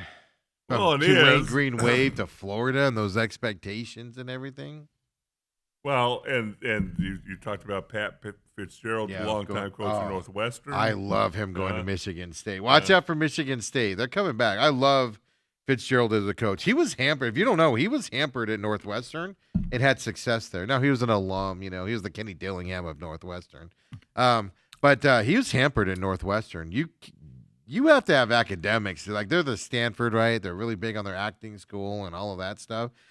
It's hard to get kids to Northwestern. Oh, my God. Michigan State? Look, if they let Matt Ishbia in there, I mean, how hard can it be? You are correct, though, sir. The fact that Northwestern, the Northwesterns and Stanfords, they cut 50% of the recruiting pool off immediately because you can't even look at half the kids. No. Yeah. And if he had that success in Northwestern, I'm excited for him there. I just like him as a coach, and I'm like, if he's going to Michigan State now, I love that hire. And the same thing with Kentucky, right? Mark Stoops came out and said 0% chance I'm quitting this job at Kentucky after 13 seasons. 0% chance I'm leaving. The school went, yeah, you're leaving. We're making you leave as well. The whole thing, though, so there's been a lot of I don't know, man, going from Tulane to Florida. That's you think of Florida. Florida was never in the Lane Kiffin bandwagon, by the way, ever. No. They like to say they were, but they weren't. It was LSU or Ole Miss for Lane Kiffin. I firmly believe that as well. But That's a big jump. You think Florida could get a bigger name guy than just a Yeah, guy but at a maybe lower they've tried tier? that. Well, You they know, have Billy Napier and and so they see. So Football hey, coach. let's take a shot at a guy who's not nationally known but has success at a smaller program. yeah. But then Now you got all these resources. Let's see what we can do. but then you with got it. Ole Miss, right? Lane Kiffin leaves. They promote their defensive coordinator, Mhm. and they don't go it's interim. They go he's our permanent coach moving forward. Ole Miss with all this talent, transfer portal stuff. Michigan did the same thing. Harbaugh leaves and they hire the guy off the staff. It's just you're like it just makes me sit back and go, what are you doing? Like you can probably get a big name coach in there right now. You probably could, but here's a guy who obviously the university knows. Coached under Nick Saban for 5 years at Alabama, so he's seen successful programs. Absolutely. I'm not saying he's a bad coach. I'm just saying those programs, you think of those programs hiring big name guys. And, Right. they're stepping down here to get the young up and coming guy in another deal. Going from a lower tier conference doesn't always work stepping up, right, Dirk Cutter? You're correct. It's a whole nother recruiting level. It's a whole nother recruiting style. It's a whole nother kid altogether. The attitude, the size, etc., the expectation. But what's most shocking to me about all these hirings and everything out there, like Oklahoma State found a head coach, Eric Morris, right? He left North Texas to go to Oklahoma State and everything. Ole Miss coach right away. Lane Kiffin leaves right away. Oregon State gets their head coach. Even Stanford, right? Frank Wright was the interim head coach this year. They got their guy. Boom, in there and going. Yeah. Penn State, nothing. Zero. Penn State is not going to be able to find a head coach that they want. What's up with this? Unless they know their guy and the guy's like, I'm not coming to you till the season's over. But what's up with Penn State? You kind of wonder maybe if that is the deal. They know who they're going to get, but he's still coaching. Maybe a playoff team, something like that. But Penn State is one of those jobs that, boy, you say Penn State and a lot of royalty. It's too old. I'll say this: to older people, a lot of royalty and stuff. People my age, your age, I don't think the young kids think of Penn State as one of those programs. That's where I'm getting at. Okay. Kind of like a Nebraska. Yeah. Where Nebraska, when Osborne was there, this, that, other thing, and now I'll even put Notre Dame in that category. It's Notre Dame's not on the pedestal it once was to younger kids. Right. No doubt about that. Yeah, I know. It's weird though. I mean, Florida can hire a guy just off the street, yesterday, and Penn State's like, we're still searching. Which also tells you, well, we'll see who they get, right? Because like you said, maybe they have a deal in place and the guy's like, look, I'm finishing this year. I'm not talking, I'll come, but I'm going to wait till this. I don't want my name out there. I want this quiet, etc. Maybe I doubt it because those things don't get kept secret in today's day and age, right? Right. But that also tells you, so if they don't get somebody like that, where you go, oh, that makes sense. That tells me Penn State had zero plan when they fired James Franklin. And you never fire somebody without a plan. That's what I would say. Especially in high stakes. Auburn. They fired Hugh Freeze. They got Alex Golesh in there as well. The South Florida Bowls. That tells you Auburn had a plan. Penn State, where's your plan at, Tigers? Arkansas, terrible. Ofer in the SEC. Ryan Silverfield hired him almost immediately from Memphis. Those are schools that have plans when they let guys go. These are our guys. These are the guys we're talking to. We're going to get one of these guys here. And then there's Penn State just sitting out there staring at themselves. We're Penn State. Well, let's focus a little bit on your boy. Jonathan Gannon. I was going to say Lane Kiffin. I was going to move on. Okay. Lane Kiffin, in my eyes, he rehabilitated himself. I've liked him. I loved his personality at Ole Miss. I liked what he did there. Yeah. It was fantastic. And he'd be a god at Ole Miss. But what I learned over the last couple of days is Lane Kiffin is still the giant selfish blowhard is how I put it on Twitter yesterday. Add whatever bad word adjective you want in there. He's just a selfish prick. He's just an a-hole, and he's not going to succeed at LSU because he's a selfish prick. And he hasn't learned anything in his life of constant moving around in coaching circles because he's not liked. That's why he's been moving around. Al Davis hated him because of his attitude and stuff. No, he was a lot younger then. I thought he'd that's what I thought. I thought the exact same thing. Younger, petulant, chasing money, chasing whatever, chasing the high profile thing. And now he goes to Ole Miss. He's there for 6 seasons. He got them firmly in the playoff hunt. Yes. And then he not only decides to go to LSU, but then he goes back to Ole Miss and say, "Hey, I want to still coach the team." It's not that he left for LSU. I told you guys weeks ago, he's going to LSU. How do you turn down LSU if you have that competitive drive in you still, where you're not settled, which I didn't think Lane Kiffin had? You're going to LSU. They're going to make you choose LSU if you have that drive. Right? And that's what LSU does, and LSU did it. So it's not that he left. It's the fact that he's hemmed and hawed over the last couple of weeks. It's the fact that he's lashing out at reporters last weekend after the Egg Bowl and before the Egg Bowl. How dare you say I'm a hoe? And the guy didn't call him a hoe. The guy was using it as a metaphor that he's always looking for the next person to be with and everything. Because that's what he was doing. And he lashed out at him and called names and cried like a little baby about it. And it was all his doing. He's known for 3 weeks he's going to LSU, folks. We've all known for weeks he's going to LSU. And then to go in and try to strong-arm them and say, that, and then going to his coaches and going, be on the plane if you want a job. Yep. It's just, you're a selfish a-hole. Take the LSU job, say goodbye to your kids, you're bettering your life. People would have been mad at Ole Miss for him doing it. But overall, the thing, you go, yeah, I would take the LSU job also. Like, holy cow. It's the fact that he hemmed and he hawed. He pretended like he was going to stay. And he was trying to play everybody. It's just you're a selfish a-hole. And then he's like, oh, I want to coach. You're not coaching the team. You're not recruiting your players. And you're not getting your coaching staff to recruit these players. You get out of here if you want to leave.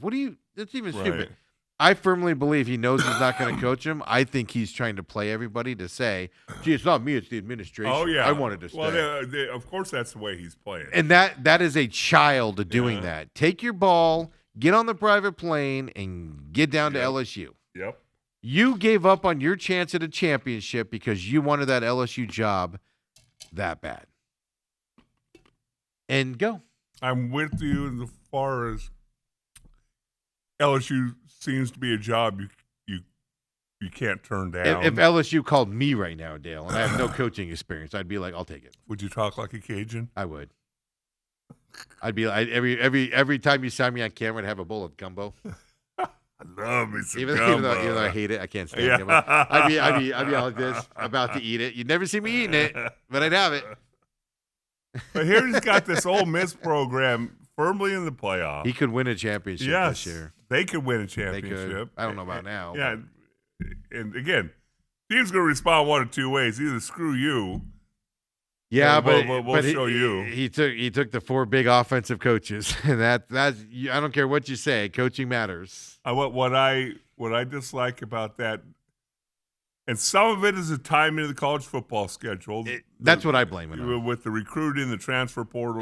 Coaches shouldn't be allowed to make moves until after the regular season ends. And that's why the portal should be after spring ball. Yeah, well, that's why it's January 2nd now. But even then, you got guys in the playoffs. Right.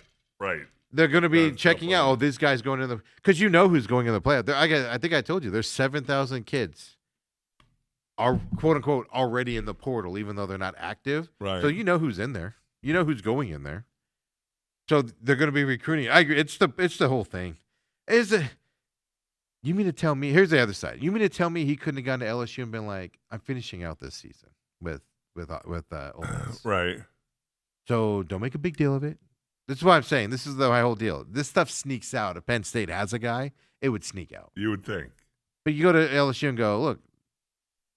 Throw the smoke signals up that you're talking to all these people and everything, and I'll just be like, "Hey guys, I'm going to be here for the playoffs, etc." And then I'll come in January. But LSU doesn't want that. No. They want you there now recruiting because the potential portal is going to open. Yep. No doubt about it. It's the way he's leaving that brings back all the old. he's a pompous jerk. It's all about him. He doesn't care about the kids. He doesn't care about any of that. It's not that he left. I have no qualms with him leaving, go to LSU. If you've ever been to Ole Miss and LSU, Oxford, trust me, I'm making that move too. What's his relationship with the governor? That's the bigger question. And then he goes, after a lot of prayer and time spent with family, I made the difficult decision to accept the head coaching position at LSU. I mean, it was a hard decision because you're leaving behind a lot of stuff. I bet you the biggest decision is this the closest he's ever been to a national championship. yeah. And he's walking away from it to go to LSU. You might not get that chance again. Ryan Kelly just struggled down there with that. Well, what's interesting is I didn't realize this. I don't know if you did, that LSU Stadium holds 102,000, and the stadium at Ole Miss 38,000. Small. Well, just the cities themselves are. Right. Baton Rouge is big compared to Oxford, Ole Miss. Like that's a small place. And as far as they fight over an egg, Dale. They fight over an egg. As far as if we went through all the things that some teams play for. They fight over an egg. The Egg Bowl. The deviled egg. Because I remember hearing about Nick Saban when he left Michigan State. Yeah. Negotiate, and then he decides to go, calls his assistants into a meeting and say, I'm leaving in an hour. You're on the plane, you got a job. That's what you got to do. I don't blame him for that. Well, really? Well, no, because you want them to. Well, that's the other side. Because they're probably going to be without a job anyway if you're leaving. So you can wait for them too. Yeah, see, that's my point though. If you cared about the kids, you'd be like, hey, you guys stay. And then I'll see you at LSU here. Just let me know. Are you coming? You're not coming. Yeah, and if you're coming, all right, I'll hold your spot open. Go get these kids to the playoffs and move on. That's what you would do if you cared about the kids. Right. But again, he needs them to go recruit, Dale. He's got nothing to do. He can recruit for the next month. Lane Kiffin don't show up at a kid's house unless he's written on paper. Unless he's written on paper. Wow. Oh, wow. Here's the other side. You leave your staff behind because then they go, hey, you looking to transfer to LSU? We need some receivers down here. Come on over. That is true too. Yeah, it's just disgusting the way he's leaving, the way he's handling it. Like I said, I'll never hate so. Like if Kenny Dillingham ever decides to leave to go to an SEC school, a bigger school, I'm not gonna hate him for it. Just tell you leave. That makes you look bad and stuff like that, right? Hey, Jonathan Gannon's press conference yesterday after that Cardinals game. I'm just going to play the beginning part of it for you here. The microphone is not me. It's the microphone they had set up, which tells you the Cardinals' status. I told you they had a programming error a couple weeks ago on a game here locally. This is in Tampa.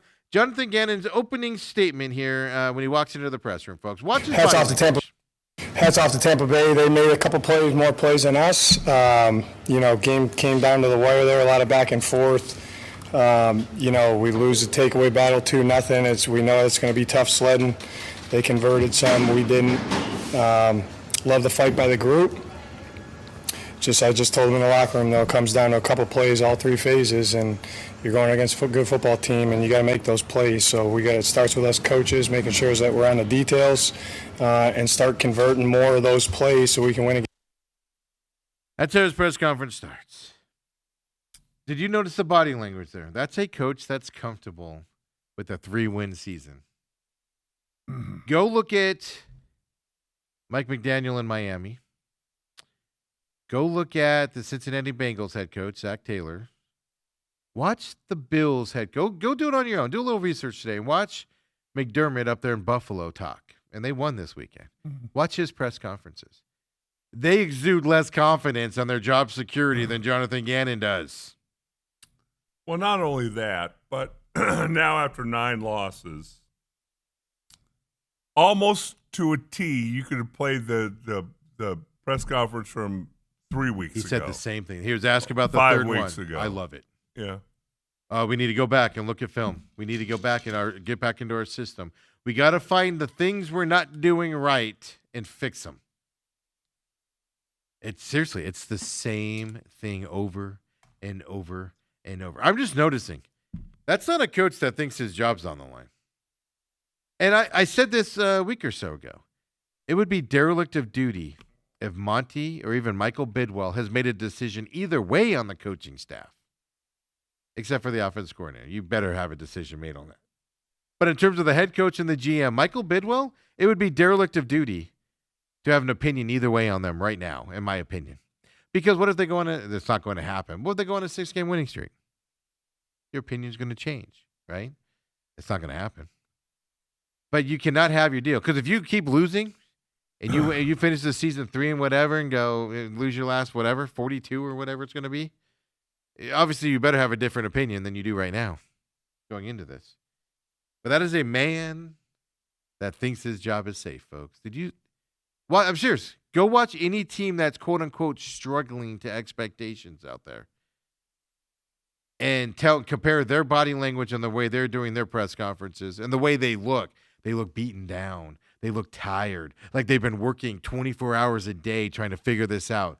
Jonathan Gannon, the statue, he walked in there. Oh, let's talk about like they just won the game. And he's like, oh, it's a hard-fought game. We won it. Let's go.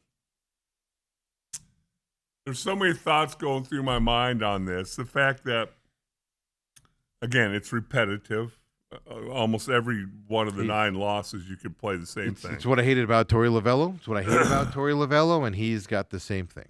And they're very trained. And while I agree with you, the fact that the offense has to change, I don't know if he feels if that's not just the way his agent tells him to be in front of the public, stoic, show no emotion. Be repetitive. It's not emotion though. Well, I agree. He's been trained to do this. Just like Petzing's been trained. His press conferences are the same. They've been trained to be this way. But again, go around the league. Is this good? Go around the league and tell me other coaches are trained on the same stuff. Denny Green was trained not to blow up, and what did he do? Lost his mind. I mean, when they lost to the Bears that Monday Night Football, they are who we thought they were. You're all trained to do stuff. It's just, can you stick to it? Because that's a confident dude right there, man. That's a dude that looks like he's headed to a Super Bowl. We're good enough. We're going to make the Super Bowl this year. Well, I'm telling you, I told you before the show that my brother has a decision to make, just like you did a couple years ago. Season ticket renewals, and he's talking like you were, talking big. Because there's about a 40% increase in his ticket. Is that prices. Are you serious? Going up 40%. Okay, here's the problem. Okay, in all seriousness, because I go round and round on Twitter with a couple people that always like, oh, they make it a big deal. They're like, oh, I've seen tickets for 14 years. I'm leaving now. They don't care. Michael Bidwell doesn't get paid for your team. He gets paid for my seats. He splits your regular seats with the rest of the league. He doesn't care. They don't care about that. They don't care if you show up. He cares about his premium seats because he gets to keep all of that. Which is why they keep adding more, even though they don't sell out the Which ones is why he's have. doing a 40% increase, is because he does not care if you don't sign up. The problem is I have it for other reasons than just my enjoyment. I like to watch football live. I get to see other teams. It's a business thing for me. I sometimes have to take people for my companies, stuff like that, in fact. So it's different than me just being a fan and going like your brother, for instance. Your brother's just a fan and wants to go. Yep.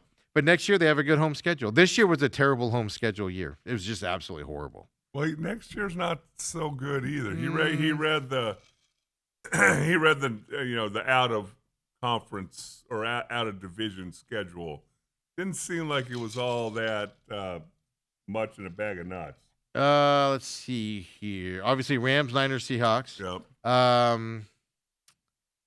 They'll have the Eagles, the Commanders, the Broncos, Raiders, and then an NFC North team to be determined. In NFC North teams, you can sell your tickets to those teams. Doesn't matter who it is. Their fans show up. Detroit, Chicago, their fans show up on that side there. But no, that's a heck of it. Eagles, Commanders, Broncos, those fans are everywhere. Raiders will be a struggle.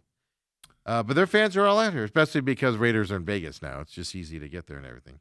Yeah, that's actually a really good home schedule. Ooh. In terms of what I'm talking about is in terms of unloading your tickets if you don't want to go. Okay. That's what I'm talking about, not the others. I'm talking because look, if you're buying as a season ticket holder since '96, folks, You don't buy your tickets to resell them if you're a Cardinals fan. You're not going to get the value. You're not. Well, But that's the side of it there. But I will tell you this. Well, here's the problem. So this year, it would have been better to not have season tickets and buy your tickets on the secondary market to the games you want to go to. You would have bought less than face value. Right. Like the Atlanta game coming up, you can buy every ticket in that stadium for less than face value for the Falcons game if you want to go see the Falcons. Less than face value.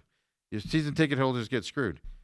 Next year with the Eagles, Commanders, Broncos, like I said, forget about the Raiders, and then whatever the NFC North team is, those tickets are going to be expensive because their fan base is going to come buy them, regardless of what the Cardinals do. Well, so next year, it might not be worth not having a season ticket. All I know is the fact 40% increase, though? He was not going to do it, and they want the initial down payment or whatever by December 15th. I got that email, too, and I ignore it. It's like, hold on. You're in the midst of a 3-9 season, and you're going to send out an email demanding that? But it's from the NFL doing it, not them. To be fair, every team's that way now. Yeah. I don't pretend to him, but he reminded me so much of you. It's a bad look because he was like, "No, I'm done."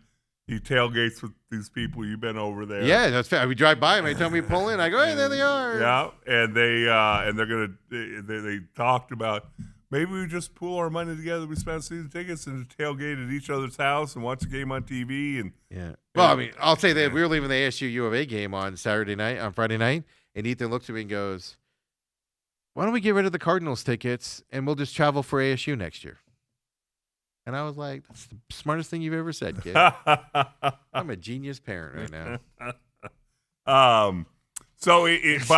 But, and he said, you know what? I'm going to make my decision based on how they play Sunday. You can't do that, though. Well, all I'm telling you is that he's him and Han. I get it. And I think it's 95% he's going to renew. Yeah. Just like somebody else that's in this room. I'll tell you this. I will renew after this third one. I'm going to go down to 2 tickets, though. I'm not going to keep my 4. You are? Yeah. Well, then you can't invite me. Yeah, well, you told me no last couple years. Want to go to the Rams this weekend? I have tickets. Nobody wants them. I can watch the Cardinals get destroyed by 40 this weekend. Ooh. I get it, especially long-time season ticket. But like I said, if you're a diehard Cardinals fan and you live and die by the wins and losses, it's got to be hard to be a season ticket. I'm not that fan. I went to Jacksonville because I wanted to see Trevor Lawrence in Jackson. I want to see Liam Cohen play. I go for the other teams as much as I go for the Cardinals and these bad years. Right. And so, like, if the Falcons were good, I'd be looking forward to seeing Bijan Robinson and everything. But now I'm like, both teams are god-awful. Who wants to go watch that crap? Right? Especially as it gets through the holidays, I get less and less excited to go. Because I'm like, if I sell them, I can get money to go do something else. Right. Type of a deal. But I know it's a tough decision when it's been a big part of your life for so long and everything. Yeah. I got another year on my deal, so I have to buy 4 again next year. 40% though. Yeah. Got to pay for those. Premium upgrades seats somehow. Well, maybe a little down payment on that land that they're building a new practice facility on. Yeah, that's a good point. I didn't even think about that. Yeah. I didn't even think about that. Officially eliminated from the playoffs, earliest since I think 1986, I think is what I was reading from that perspective. I mean, we talked about this at the beginning of the show. They're just uncompetitive this year. Year 3 in a league where you turn around in 1 year. And you can blame the injuries all you want, but I think that's the cheesy excuse. That's a cop-out excuse because other teams are dealing with the injuries also out there and everything. But you're not even close in your division. The Seahawks hired a new coach last year. And look at them this year. They've improved wildly since they got rid of Pete Carroll in a year, right? In 1 year.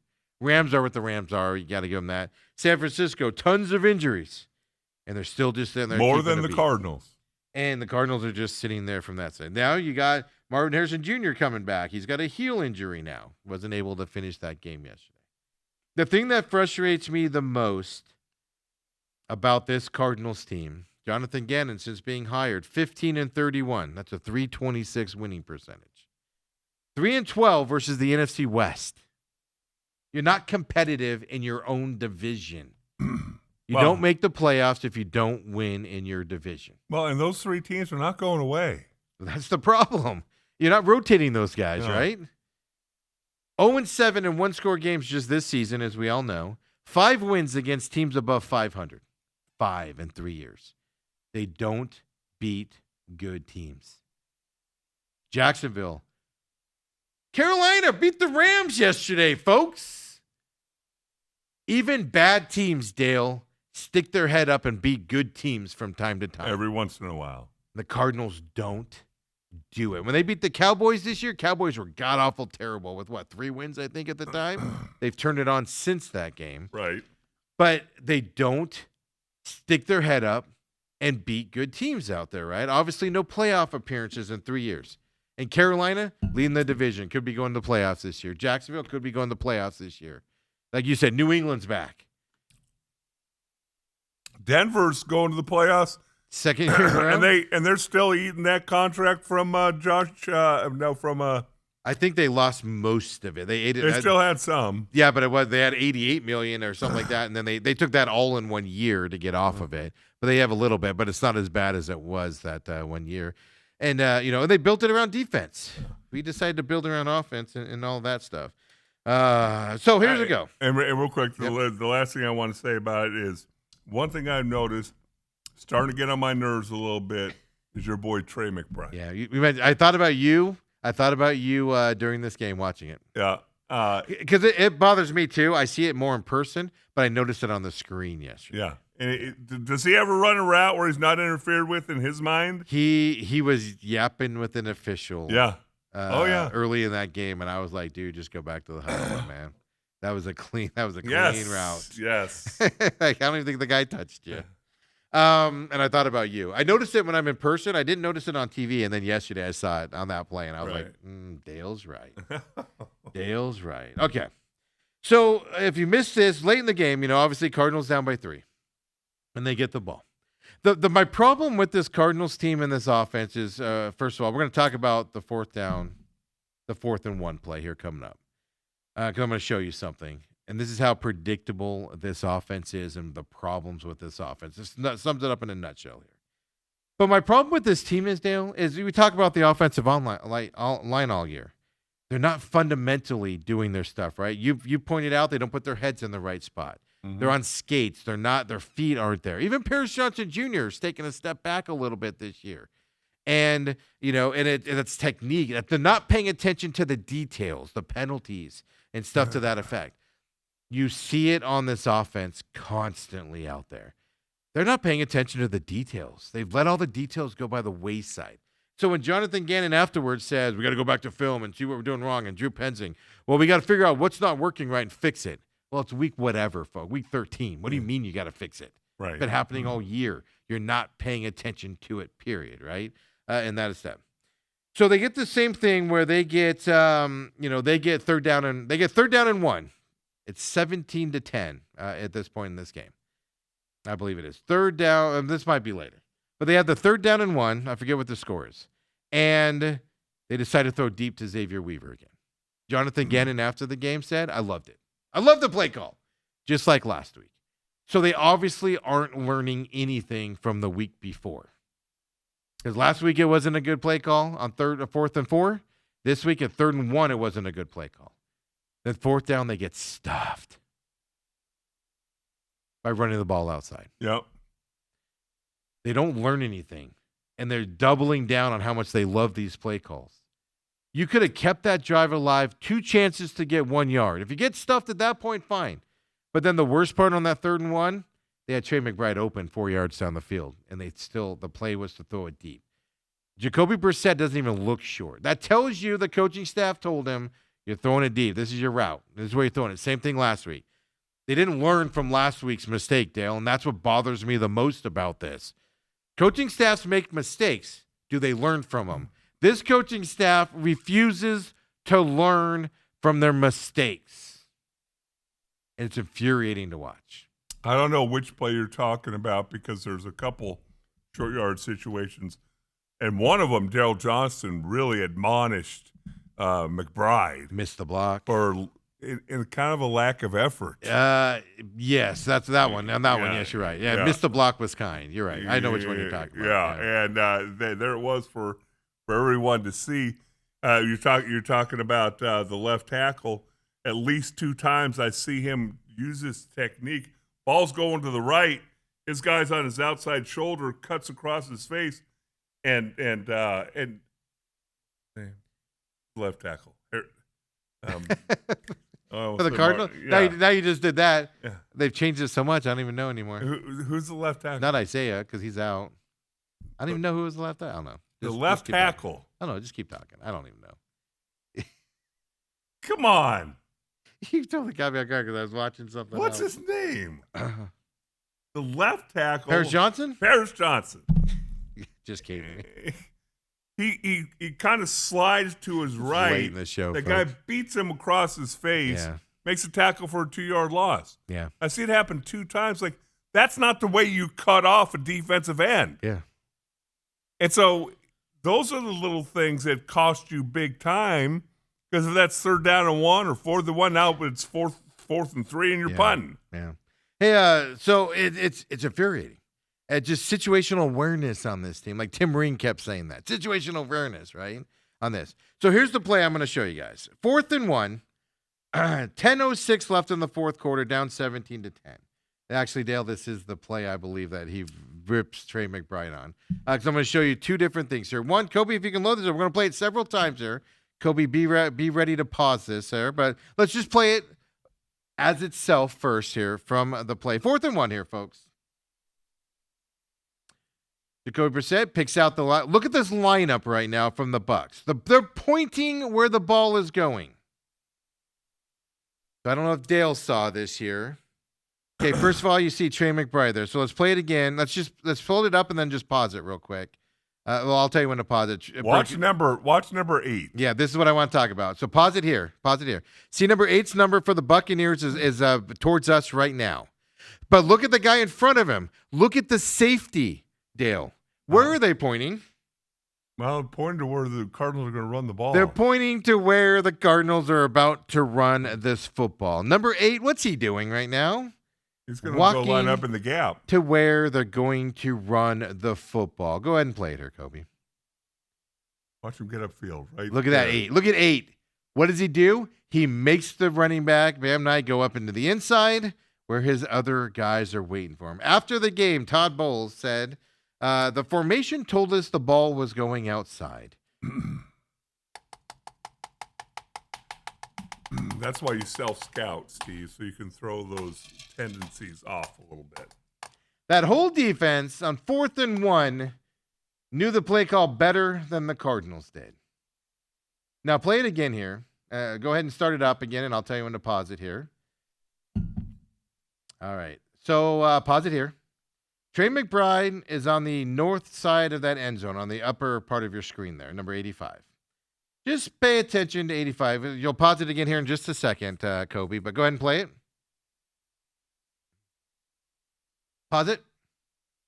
Okay, so you got a couple guys, right? 8's getting through there to get to where the ball's going. You got a lead blocker even. That blows by everybody here. You got the lineman upfield there on 54 on that top side. So that's a good one there. But Trey McBride's in this middle here. Here we go. Play it. Stop. You see anybody see 85 there? Yep. Whiff on the block. And who makes the tackle? His guy makes the tackle, and then just run just a little bit more and watch McBride as this play unfolds. This cracks me up. A little bit more. Keep going. Right here. Well, he points the first down. He's not even close to it. And now play it. Now he's going to argue with this dude. He's going to push him. Come on. I believe that's the play that Dale Johnson ripped him about. Yes, that was because he didn't finish his block. Yeah, it's just that is. I'm not saying they quit on the coaching staff. I don't think they've done that. But that is a one play that shows you're being outcoached. You're predictable. You're doing what you want to do, and it's not working, and you're paying attention to it. And it's disgusting to watch. We can all see it. If we can see it, the people getting paid several $100,000 millions of dollars can see it and pick it out during a week when they have a week to stare at it and everything. And all that. Robert says, y'all are spot on with McBride. It's a bad look. I don't know if you're talking about the arguing with the refs or that stuff and that stuff as well. This Jacoby Brissett isn't playing terrible quarterback. That's the problem I have here. Now, is he the best? No, but he's not playing terrible. You can win football games with him. 100%. And you can win 10 games in a year with him. With how much he got beat up in this game and everything. So before I get to the other thing that drove me nuts about this, first quarter of the game, Cardinals interception after driving the field 11 plays, 73 yards. Jacoby Brissett threw a ball that nobody should throw directly to triple coverage, gets knocked up, intercepted, right? And then the Tampa Bay Buccaneers punt. Second quarter now. Cardinals, Tampa Bay punted. Cardinals punt. Field goal for the Bucs. Cardinals punt. Touchdown Bucs. Field goal Cardinals right there at halftime for the second quarter. Then they get the ball here in the first half. Fumble on the first drive. 3 plays, 15 yards. That was the Bam Knight fumble. Then Tampa punts. Cardinals miss field goal. Again, 3rd and 1. Right? 3rd and 1, 4th and 1. Boom, field goal. I think it was 3rd and 1, but it was, I can tell you here. But, I mean, it was something where they wasted an opportunity to get to that point. Yeah, it was a 1-yard run, 4-yard pass incomplete at 3rd and 3. That was that deep right pass to Harrison. So 3rd and 3, keep a drive alive. You throw it deep to Harrison, incomplete. Have to go for the field goal. Boom, you miss it. 3rd and 3, get 4 yards. Keep the drive alive instead of going deep, right, is what you're looking at. Tampa scores a touchdown, then the Cardinals come back and score a touchdown after that. 4th quarter. Tampa punts. Cardinals turnover on downs. Tampa field goal. Cardinals score that touchdown. Punt. Turnover on downs again. That is terrible, terrible series management and failure at the end of series there, Dale, for the whole game. It's unbelievable what we're looking at. The most annoying thing to me ever here as we wrap up this show, and we got Bruce Cooper coming in tomorrow as well. I'm pulling it up here. Cardinals first drive. You get Marvin Harrison Jr. back. And what was the talk? Drew Petzing, we didn't talk about it last week because we had shortened shows, obviously, with 3 days. But Drew Petzing was even like, you get the ball to your receivers that deserve it. Meaning Wilson deserves the ball. Wilson deserves the ball. We're gonna get Wilson involved. He's gonna move up the progressions and everything. Is what he kept saying. Right? First half receiving. Marvin Harrison, 4 for 46 yards, 4 targets. Trey McBride, 3 of 17, 3 targets. Michael Carter, 1 catch, 14 yards, 2 targets. Higgins, 1 catch, 8 yards, 1 target. Wilson, 1 catch, 10 yards, 2 targets.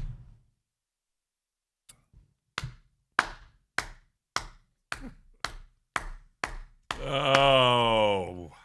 Just everybody, including Tampa Bay, knew you got to cover Wilson. And you as an offense, you can't get your ball to your best receiver out there.